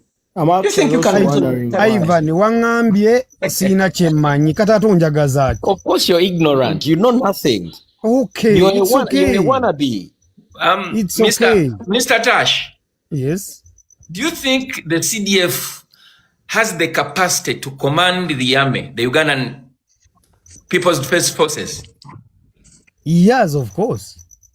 And you don't know whether he knows the UPDF Act? Omanyi, Mr. Matovu, okubeera ng'omanyi chain of command y'amagye n'engeri gye gooperatingamu n'okumanya article byanjawulo. Chemanyi, according to the chain of command and the operations that are carried out, he knows because he gets daily briefings. They tell him what happens, but I don't think he has somebody who sits there and reads for him the article. So that's why I'm saying the article I don't know, but he has the capability as he has shown it. Period. Did you listen or have you ever heard the president Yoweri Kaguta Museveni saying that Noop in the last elections yamuba million biri nemitwalo nsanvu ez'obululu? Ekyo nakiwulira ne we yakyogerera. I might have been present. Thank you so much. And who was managing the elections? Security? Yes. Okay, who was managing? Security. Who is the commander-in-chief? He's him. Do you think we are secure as a country if they can even steal votes from the president who is supposed to secure us as a nation? That is the democracy people talk about. Which democracy are you talking about, brother? Because even the sitting president can be stolen. Because I have and never then you verified. pride in that. And then you pride in that. I have never verified his statement. I can't verify it whether it was right or wrong. But what I know, he said it. It is okay. Whether right or wrong. Yes. If you said that you were stolen, what would be the best way to protect your votes so that you don't follow into another thuggery or theft? Pardon? Bobo chimanyi nti bakubba. Yes. Ngera ogenda kudda mu kifo kyekimu gye bakubbira luli. Yes. Mukulowooza ko nkola kye yandibadde ennungamu okuba nti toddamu kubbibwa. Ekisooka president yagamba nti baamubba teyatweraboratingira baamubbirawa. Maybe ye yategeera we baamubbira. Ayinza okuba nga we baamubbira yatereezaawo nze nga simanyi. Kankubulire we yagamba we baamubbira yagamba nti babbira bateekamu obululu era y'ensonga lwaki yagamba ku mulundi guno tugenda kukozesa machines ezirina okuverifyinga. Biometric machines. Yes. Kakati awo we baamubbira. Ekitegeeza obadde ombuuza ekibuuzo nga ne answer ogirina. Sirina kyenkubuuza nga sirina ansa yakyo. Just mba njagala kumanya nti ddala oddamu na bwesimbu oba oddamu nga omukokinge. Nze nziramu byemmanyi byesimanyi sibiddamu. Olinga kugamba oyagala kweyisa nga bana abeeyita. Si bonna. Oyagala kweyisa nga bana abeeyita abalokole. And by the way, let me tell you, bro Matovu, this is a disclaimer to me myself. Yes. Manyi twogedde ebintu bingi, we've been in security circles, tubyogeddeko. Me myself, I'm not supposed to talk about it. Naye engeri gye mbasanga wano, nenzijanga mukonvasinga, we are all Ugandans. Banaye abampulira n'abangoberera byemmanyi byebyo simanyi bingi bisukka waawo. Tugende mu maaso. It's okay. Sijja kubuuza bingi. Era nange nkubuuza byendowooza nti omanyi. Sigenda kubuuza nti Uganda tulina amagye. Abamagye bali bameka ekyo sigenda kikubuuza. Ne wembanga manyi siyinza gakugamba naye tugende mu maaso. Tokimanyi. Ate gwe bagalabira ku nominoro ate bagalabira ku kubo. Tugende. Ate kyegamba nti tokimanyi. Kubanga waliwo byenkubuuziza by'otamanyi ate nga byo byangu nnyo ate ng'ekyo kyo si kyangu. Okay, kati nga tuwunzika, gwembadde nkutwala we wano. the CDF comes out and says, come, cast your vote, go home. Yes. Chokanga ate kitaawe era commander in chief yagamba bamubba. Yes. Don't you think kyandibadde kirungi omuntu okugamba nti engeri president gyagamba nti bamubba akaluluke songa n'aba nuupu bagamba nti obululu bwaffe bwabbibwa tulina ne evidence twali twagala n'okwongera okuleeta obujulizi obukakasa kino gwe mu kulowoozako tekyandibadde kirungi omuntu bw'amala okulonda n'addako a distance from kumeeza kwe balondera ono yagamba nti baamubba ne yeetegereza n'oli agamba baamubba naye ne yeetegereza tewali akutte muggo tewali akutte ejjinja naye buli muntu akola ki yeetegereza naye General Nalweiso n'avaayo n'ayogera mu ngeri etiisatiisa omwogezi w'amagye n'avaayo n'ayogera ng'aggumiza ebya CDF n'avaayo n'ayogera n'obukambwe n'obusuliri nga bulina engeri gye bujagaladde mu mbeera egamba nti gwogeza n'osigala ne bw'abaateka obusuliri buba bujagaladde ng'enjogerayo so ekyo tekiraga busungu. With all due respect, I don't disrespect the CDF. Let me tell you why they say that. Mr. Bruce ali wano wedda ayogera byayogera naye me I don't mind. Naye kisooka. I've told you in security circles come on. In security circles they move with intelligence. President agamba bamubba akalulu, Bobby agamba bamubba, bombi balina obujulizi. Security forces zibali wakati balina ba agenti babalonze bagenda kubeerawo n'abantu actually they are not even to chase away people. However mu bifo ebirina abantu abangi there is likely to be violence. Abantu babeera nga bali bibiri, those are controllable, bajja kubeerawo balabe. Naye gwe Mr. Matovengeri gy'oli calm, not all people are calm. Or you know busungu you have a cause. There are people who came here, One Love was even crying. Katoyo gwogamba abeere 20 meters, but One Love abantu 10. What do you expect? Bajja chikola, they will do it. So please, tugamba chichino. Mr. Tash, it is simple. So long as your vote is actually nze singa mwangu tenadda mwankute bulungi n'alibalaze n'engeri gyokka kuumamu nga temufunye na lwali ate buli kimu ne mukifuna. Kankubuuze ndi sure nti no ku social media tewazzeeko ggulo. Yes. Mu kalulu ka 2021 nalabako ku videos z'abasirikale nga bambadde ebyambalo by'amagye nga batiikinga obululu nga balina candidate omu gwe batiikingira. Wazirabako wati bazirabako? Oyo AI wamwe. No, ate by that time AI yali tannaba na kubeera mu Uganda. Ate olowooza AI olowooza basooka kumulangirira. Leka. No please. Nze kyoyo ky'osobola okuŋŋamba n'enzikiriza. Kwe kuŋŋamba nti these security forces, they manhandle people violently. Naye by'ogamba baatudde n'obululu ne batiikinga. I don't want to go in those circles. Let me have something to say. Kansembeyo Kanombate, just in 1 minute. Ekweta, what are you going to say? Because I don't have time. Already naingidde mbudde bwange. Nange ngenda kubuuza ebibuuzo nga bibiri byokka nga nawe nkubuulizaamuko naye onakamalirize. Mr. Tash. Yes. Nziramu okubuuza ekibuuzo ekisembayo. Yes. Bannayuganda okkiriza nti be balina obuyinza okwesalirawo president ateekeddwa okubakulembera. Of course nga tonabana kumalayo kankikuddemu of course. Webale nnyo.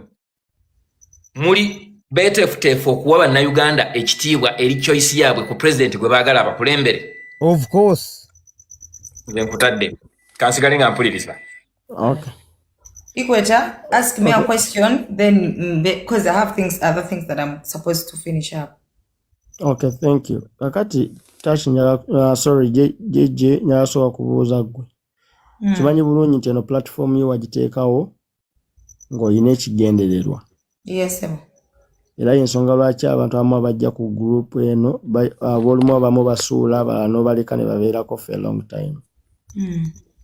I don't know what where you belong actually. I don't know where you really belong when it comes to these issues concerning our country. But I would wish, or I would think that any sane person must have a side where they belong. And right now we have two sides, the oppressed and the oppressed. Do you mind? Do you mind telling the public where you really belong? And why have you asked that question? I've asked this question because we have had an experience just of recent where somebody who was thought to be one of the oppressed clearly showed it to the public that he was part of the oppressors, and that was Kasuku, a content creator on social media. So nawe ndabye omukulu ono nga bali mu kumubuuza ebibuuzo bangi abadde bali mu mubuuza nga ndi wansi awo before I was raised here. Naye he has turned this discussion at some point to be a joke, not even minding about the pain people are going through, to the extent that he is answering questions as if they are, just having a play. But let me answer you. Let me answer you in just few seconds. Thank you so much for that beautiful question. First and foremost, Nabagamba, if you cannot control your temper, kindly do not send me a request. I made that disclaimer. First and foremost, I made that disclaimer. And when Bantanika shows, I make sure that I make that disclaimer. If you know that you cannot control your temper, kindly do not come to my life. That is one. Two, the reason Rachi and Kaka abantu bolaba most of the time, because I already know their temper and their reasoning capacity. You understand? When you see Mwami Bwanika Oshtegera, he has respect when he comes on my show. When you grant him time, that is the only time he will speak. You understand? If you attack him, he will probably ask me, Princess, can I answer back? I told him no, because I saw when it is going to be a long conversation between him and voiceless. You understand? Nina Mwami Magato, most of the time I bring that guy simply because there are some people who talks about Amin. I wasn't there. He was there. You understand? So he probably challenges. I had Mwami Emma, who was lying to us recently. He came and cleared the air. So Mwami Magato is always recognized on my show. You get? No waje na vile da chikabidi aina chaga tako. 3, when you look at Bruce was in the army. He knows what happened there. You understand? I call him Jaja Mwami. Because we have been moving with these people for a very long period of time. You understand? When you say Chirabo, she has been there. I don't know past but on my show, she's always keeping her lean. No muting her, she'll never quarrel. You understand? Because here, because the reason why I brought such a thing is, I don't know, like to teach people that you just use your mind. You're not supposed to use your emotionals, because most of our time we do mistakes because of our emotional. So use your mind to reason a person. I don't want you. That is why sometimes we never mutunga I get in the emotional mutinga. Reason being, I don't want you to abuse someone and you end up in a war. You understand? Yet you had come here simply to have a very good debate or a very conversation with someone. That is why I said I need 2 parties on my platform, the NRM and then the NOOP. And it has helped, because there was a gentleman who came here and was like, JJ, ever since I saw these NRM people, how they reason, I now probably say I'm a NOOP person. And he always comes here and have beautiful conversation. You understand? I'm still answering you where it comes from.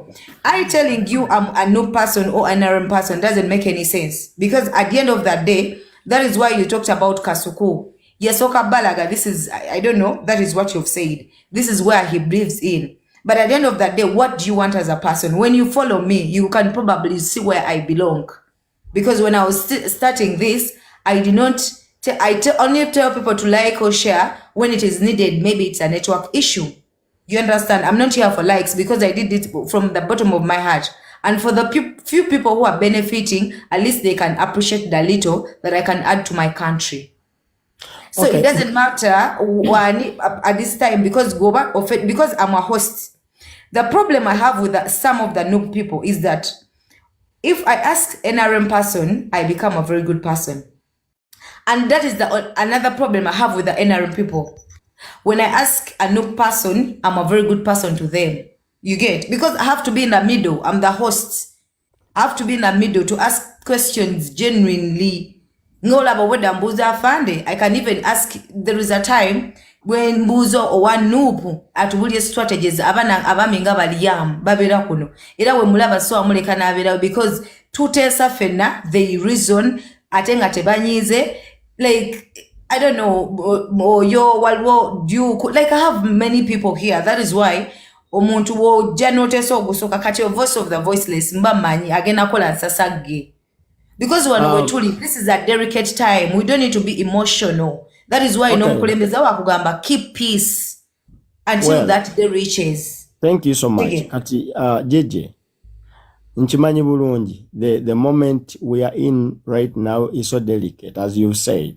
Yeah. But that does not deny us an opportunity to show our stance because nti JJ bobera kuno, I can take you as an influencer or a content creator based on your Equator, actions. I don't want to make the things longest. Have you gone to my videos? Have you checked my videos? No. I've just. Thank you so much. Take time. Go to my videos. You will see exactly what I talk. Because when I look here, when I do that video, the live stream, I'm now a host. And I have to be professional and I have to ask questions according to how a person is responding to my answers. For the people who have been here for a very long period of time, who have moved with me ever since we started this show, they can probably tell. You understand? Even some people complain because it is only you. I'm even so shocked because knowing about unmuting like Mwami Bwanika, Mwami Matovu, Muchala Chirabu, they can probably tell. You get? And on about paper, I've seen people here Equator ngabaja bagamba banupu ne with the time ogeno mulaba ngata kuba nupu and you get my point. So omukulembeze wagamba amazimo gayimirira ko bwomu. That is why people are disappointed. Do you expected this omuntu nakuwa kino amazima gwe era nze ngamba nya abana banupu gwalina okuwa omukulembeze wa kalulu togamba mbu mumbeja naye jali Bwanika naye jali One Love naye jali no standards you gwa akalulu ko ke kasalawo because omuntu God denies us okulaba ebiri muntu bakubanyisa okugamba ndi wa noob naye I'm not naye kimakinze any sense no just nkugambe kyagala kuwulira then at the end of the day ku ballot paper ngangenda kukola kirala shigira amazima gayimirire ko you not go into a depression over what people are doing. Keeping that to your heart, that's okay. Yes. Keep it to your heart, and I would like to proceed. I'm going to ask like 3 questions to this guy. No, ask like 2 because of time. I beg that I ask 3 questions. They are short. No, time, questions. My darling. Time is not on my side. Tash. Yes. Mukulu Tash, mbadde nsaba bwe nkubuuza onziremu oleme bikunganya binza okubeera ebingi gyoli. Njagala kubuuza Mukulu Tash n'ekitiibwa kyonna. Bw'oba oyogera wano ku platforms zino obeera oyogera nga oddamu ng'omuntu like a sane person or with something wrong with your brains. Jesus Christ, which kind of a question is that, Equator? I'm not in any way. Come on. I'm Princess, not in any way undermining or disrespecting that somebody. Princess, please. I have a reason as to why I've asked that question. Equator, ask question that benefits to your country. That's what I'm going to, and that's why I asked this question. Because first, you can't then, ask a person whether he's insane, but he has been discussing with people like Matovu. That is not right. It is And when I yes, condemn Equator. this, you're going to say, this is No. Wali Day. Princess. But that is not right. Eranga Princess. bwe wa NRM yazo wano na kola na disrespecting omuyimbi omabade wa muta. Ne mugamba, do not do it again. There are some things you shouldn't speak. Princess. I mean, Princess, they come with them. It's just because you have they not, come you have with them. not It is got right. my It point. is just the slight of let me take Mr. water. Ikweta. Mr. Ikweta. Waniso. Nze ewaffe Mbasembabule. I have been the school I have gone through is Kawanda Standard High Zana Chibuli Muslim in Kwemp Muslim. That's what The university the master's degrees. Yogera byoyagala. Okay. It's okay. Kankubuze chibuzo. I don't take alcohol. I don't use any drug.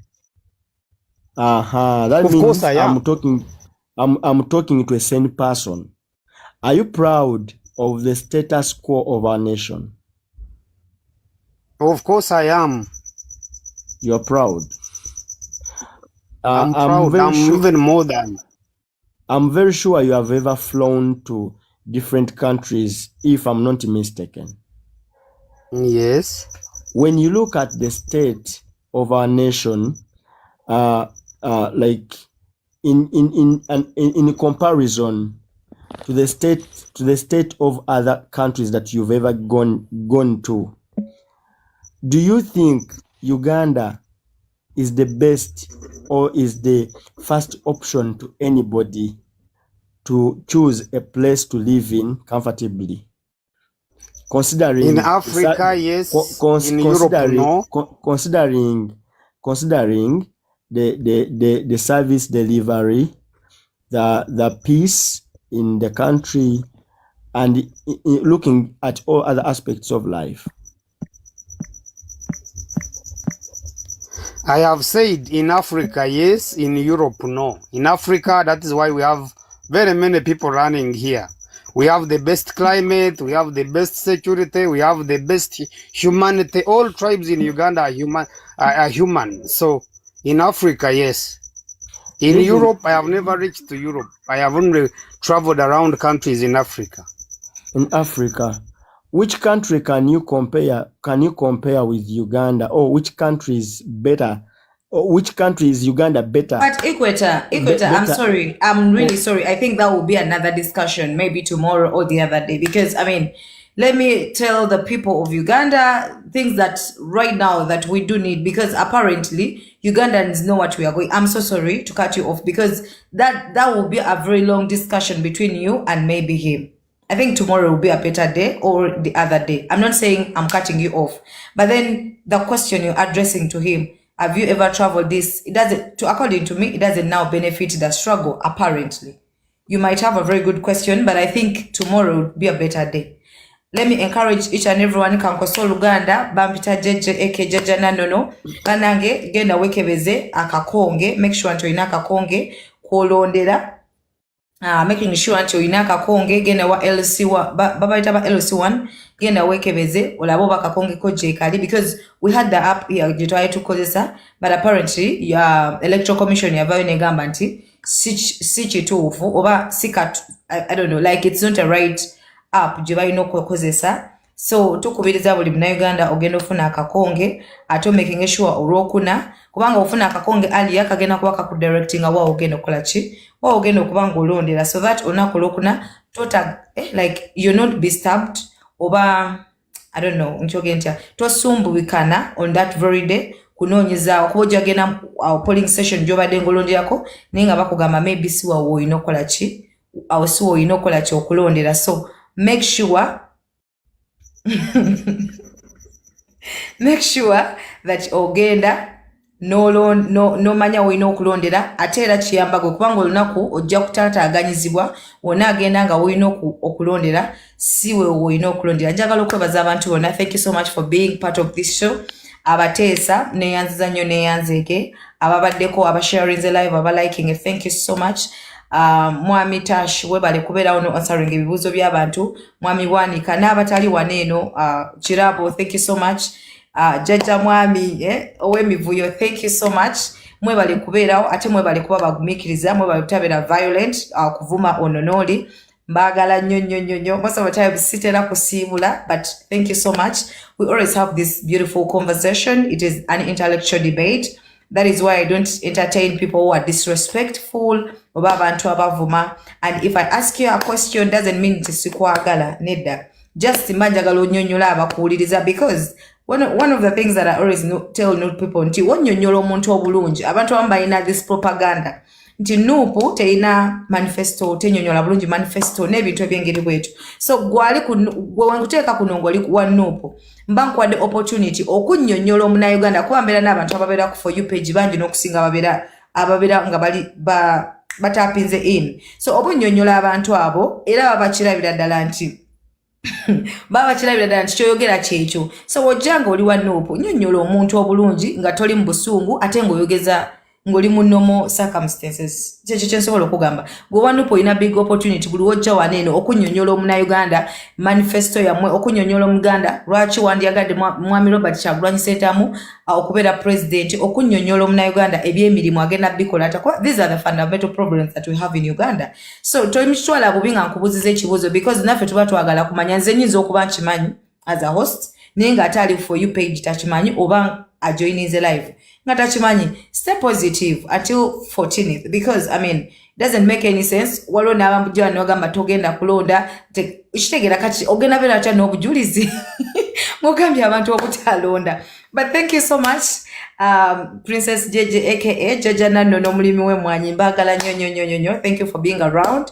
Leero tususseewo obudde badde bungi, abateesa babadde bangi, naye nga mugende mulonde lunaku lwakunwa. Bane mukuba amasimu, abanuupu bantokera ne bangamba balina strategy ey'okuba amasimu, lwakuba munaye abantu abamu bagamba balina amasimu gamu ate era sisobola bakubira amasimu. So mukubira abantu amasimu mubabuulire nti ate okulonda kwa lwakunwa musabire omukulembeze wa kalulu, kuba ojja kubira wa NRM akugambe bubi ate onyiige. So bye bino bye traininga okubeera nga muli bakakamu.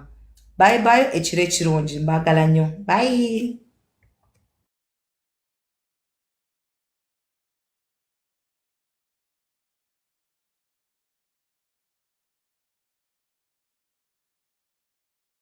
And you said you're 38, right? Can we right now make my brother to become a pastor or a father so that we can make this matter go through right now? We swear in. Can you say that again? He wants you to get married, like right now. Right now. I'm sorry for laughing. Oh yeah, why are you coming to the live so we can get married? No, like you get married but he's on phone. Okay, do you know how that is though? It's like buying a pig in bag. You don't know what's in the bag and you're just buying it. I need to see who I'm talking to, then I'm gonna agree with the marriage. Is that? No, then it's okay. I think right now we have a lot of people here. Let us first do the right things. I marry you before you seeing me. After your eyes landing on me, we are already married. I know you'll appreciate when you look at me, you'll not hesitate. Oh, okay. Do you know Kanye West? Yeah, I do.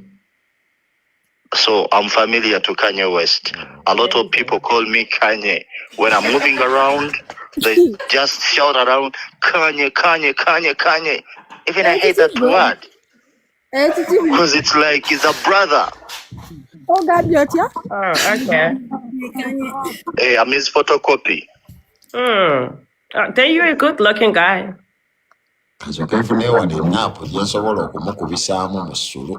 Good looking guy? Even I'm tired of calling it myself. I let it to the people to judge out me. Wow. Hey, I hate judging myself. So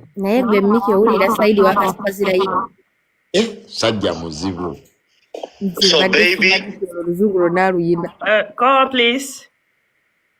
Wait, that's him? Yeah. Oh, he look good. Yeah, this is the guy. He looks responsible. I'm not. Tripping. Yeah. But if that's his picture though, Mickey. Naitenga so seka sente responsible. Responsible. Basigenda kulabirira. Ayogere ku kirala. Ajja kuganda. Mwana wa myaka 17 mulimbire wa munze tatabiri ne alago inamu ku kintu ebyo ajja kukiteekamu oguma. Ekintu nja kukimuwa. Alisooka kusibirira entanda muganda wange. Okasuka bulungi doki kasuka. So baby, I'm listening. Are you ready to face my mom, my father? Already you've seen my brother. Is there sitting besides? I don't lie. Obviously. When I'm with him, I like being straight. Okay. When you say straight, what do you mean? Can you break that down, please? I like when I'm with my brother, I don't like lies. Oh, you don't want to be nice. Yeah, I like being frank and straight to someone you love. Okay, baby? Go on, please. Yeah, there have been 4 years without anyone in my life pushing me around. I'm sorry. You know, I've been missing love. Wow. I've been missing care. You know, at times I do love to cry. I don't know what. Please don't cry. Please don't cry. Don't cry, can you?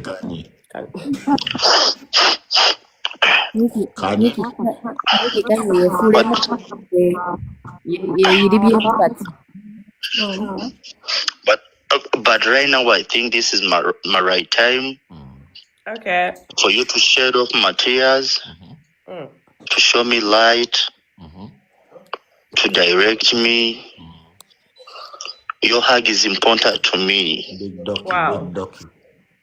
Your kiss will make me to forget each and every lady who triggered my head. The moment I touch you in the dark without lights, I'll compose a song for you called Bojikuba Tojita. Wait, so you also know how to sing? Okategede? Bojikuba Tojita. You sing for Adoki. By the way, before he became a doctor, he was an artist. Oh, okay. Yeah, back here home in Uganda. That's Please nice. sing for Adoki. Sing for Adoki. Toloza mukube kaliwa. Mukuba kaliwo. Mukuba kera ija kitaka. Kamukube kano.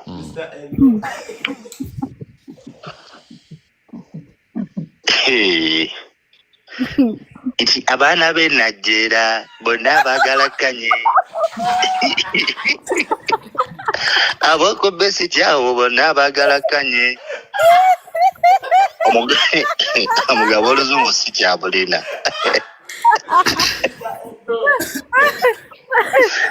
Kiki wa Luganda. Siwabi papa. Siwabi. Alia asimye. Ndaba alinga ayagala naye kuwandi kyaze mukuzungu. Mukubeka luzungu. Okay. Tell her to be set. Yeah, she's on set. Aya. Love is blind.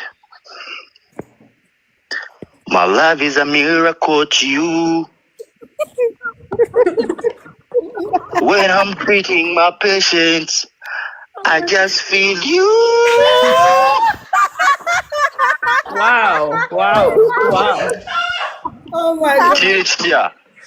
Nakuwa noyogerako layini bbiri nkula Ngateko bbiri. Kasuka. Kati kamukube na rap. Yeah. I'm a Kanye. Yeah. I'm a good man. Yeah. I'm a baby's queen. Yeah. Whenever I walk queen. Yeah. I dream queen. Yeah.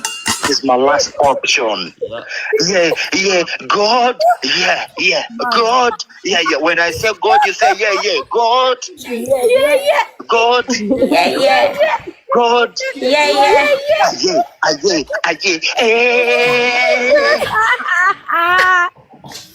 Our magic that day, Oh my God. bro.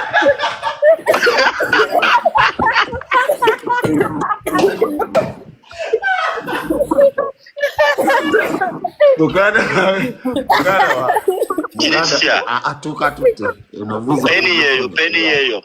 emala mubaze gadi Kati okimanyi obejewo ne Dr. Dre. kagamba ofunye afa kiwedde. So, baby queen, baby. I'm listening to you. Sorry. Hey, I'm about to give you more capera when I'm done with my patients, okay? Yeah. Okay. That's absolutely fine. I have a big album for our life, for our journey. Wow. Me and you, gang. Me and you, gang. Me and you, what? Gang. Yeah. We feel you, bro. We feel you, son. Bro. That was so fun. No, leave alone the fun part. It's serious. Gang. Okay. Very serious. Trust me. He's a good-looking guy, but Mickey, I have to go. Let me tell you something about him. Yeah. Yeah. Is this guy who takes long to love, but when he loves, he loves. Okay. Cool. That's all I can say about him.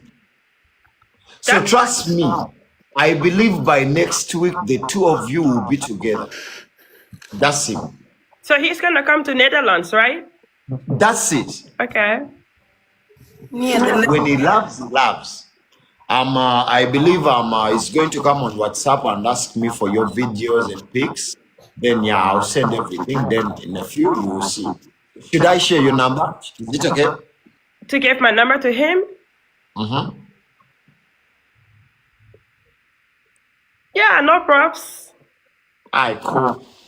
I bet. But thanks for having me up, Nikki. I have to go. Have a great day, girls. Cool. You guys look amazing. Thank you. Nokubala visa eno visa ye Netherlands si nyangu. Abula Mickey kankomeo kati. Kale mukwano tewali tabu. Visa in Netherlands. Oh my God. Makasada de bwegewe.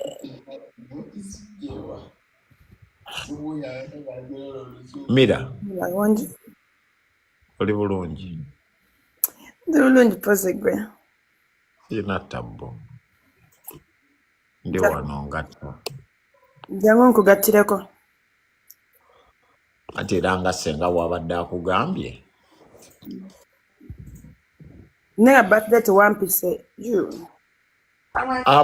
Simbu sakwise. Naye era osobola okundaba.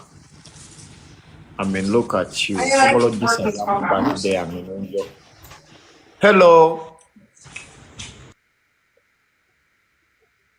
Nsobola ogisazaamu nenjongerayo ku lulwo. Yeah, but your sister to Vinka. Hell no. Vinka. When are you coming back? I was thinking like April. Yeah, I'll be having another birthday on the 28th of April. Then to planning. Yeah, nsobola ojjongerayo omanyize ffe ndi mulangira banzaala emirundi 13 Yawe sini. mu mwaka. Nze asalawo eggwawo wa. Gwasala onediwe etandika ye. Then twali mu. Senga wange yayinza actually omuntu ayo osobola olowooza nimba naye senga wange yayinza okunnyonnyola.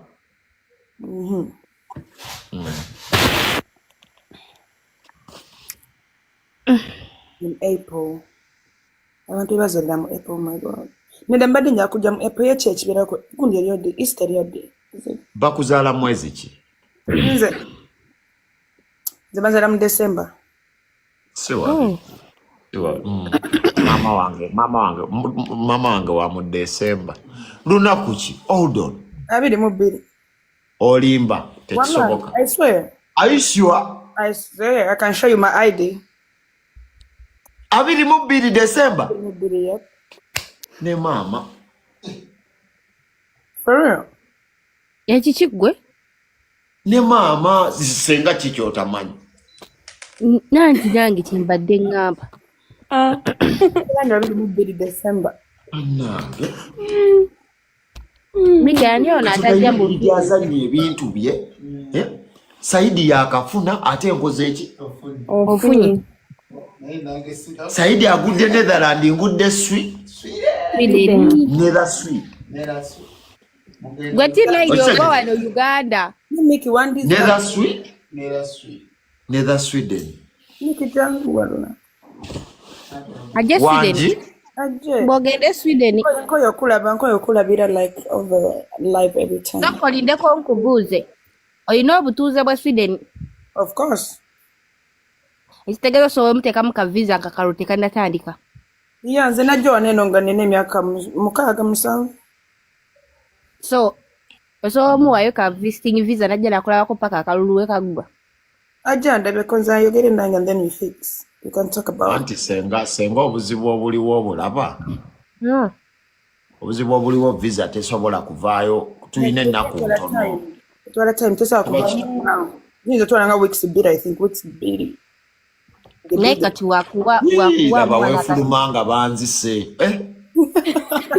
Wakuwa mwana akasente n'ogendako e Dubai paka akalulu we kaggwa. Kiba kikola. Oba nziruke wane Kenya. Kenya. Yeah, you can, like, we can talk. Nedde ebintu byaffe munaye wano nze ne senga wange. She can be there too. You can talk like we three in our own ways. Oh. Okay. For better. Sala abantu bagenda kuwali abantu mu Sweden abali munabajja okunyonya aje bankupire waka. Oli omuntu yasala kula ebintu basindikira babbi. Are you for real? For real, yeah. What do you like? Generally, go back in the days. But not like I was totally live like all the night. I think, yeah. Katinganga baby, about two there. Trying up battles, yeah. Hey, one lava sweet. Abadi bawandika two. Banange lumuna di influma nasanga basajja wale no kugundi yanku balcony yanga bayimiriddawo. Senge yo nasobolayo nze we bankubirayo. Asokesenguka. Atusindike wane Kenya yajja atusangewo. Like nze one no senguka like one no so senka like anytime I want to even if I want. Nenga bote babera they don't beat you like that. Tebasa kuyingira just babera nga bajja. Nkuba mwaka fana senganga ekidenzenti. Omuswidi najja ne jambia. Najibisati kubina.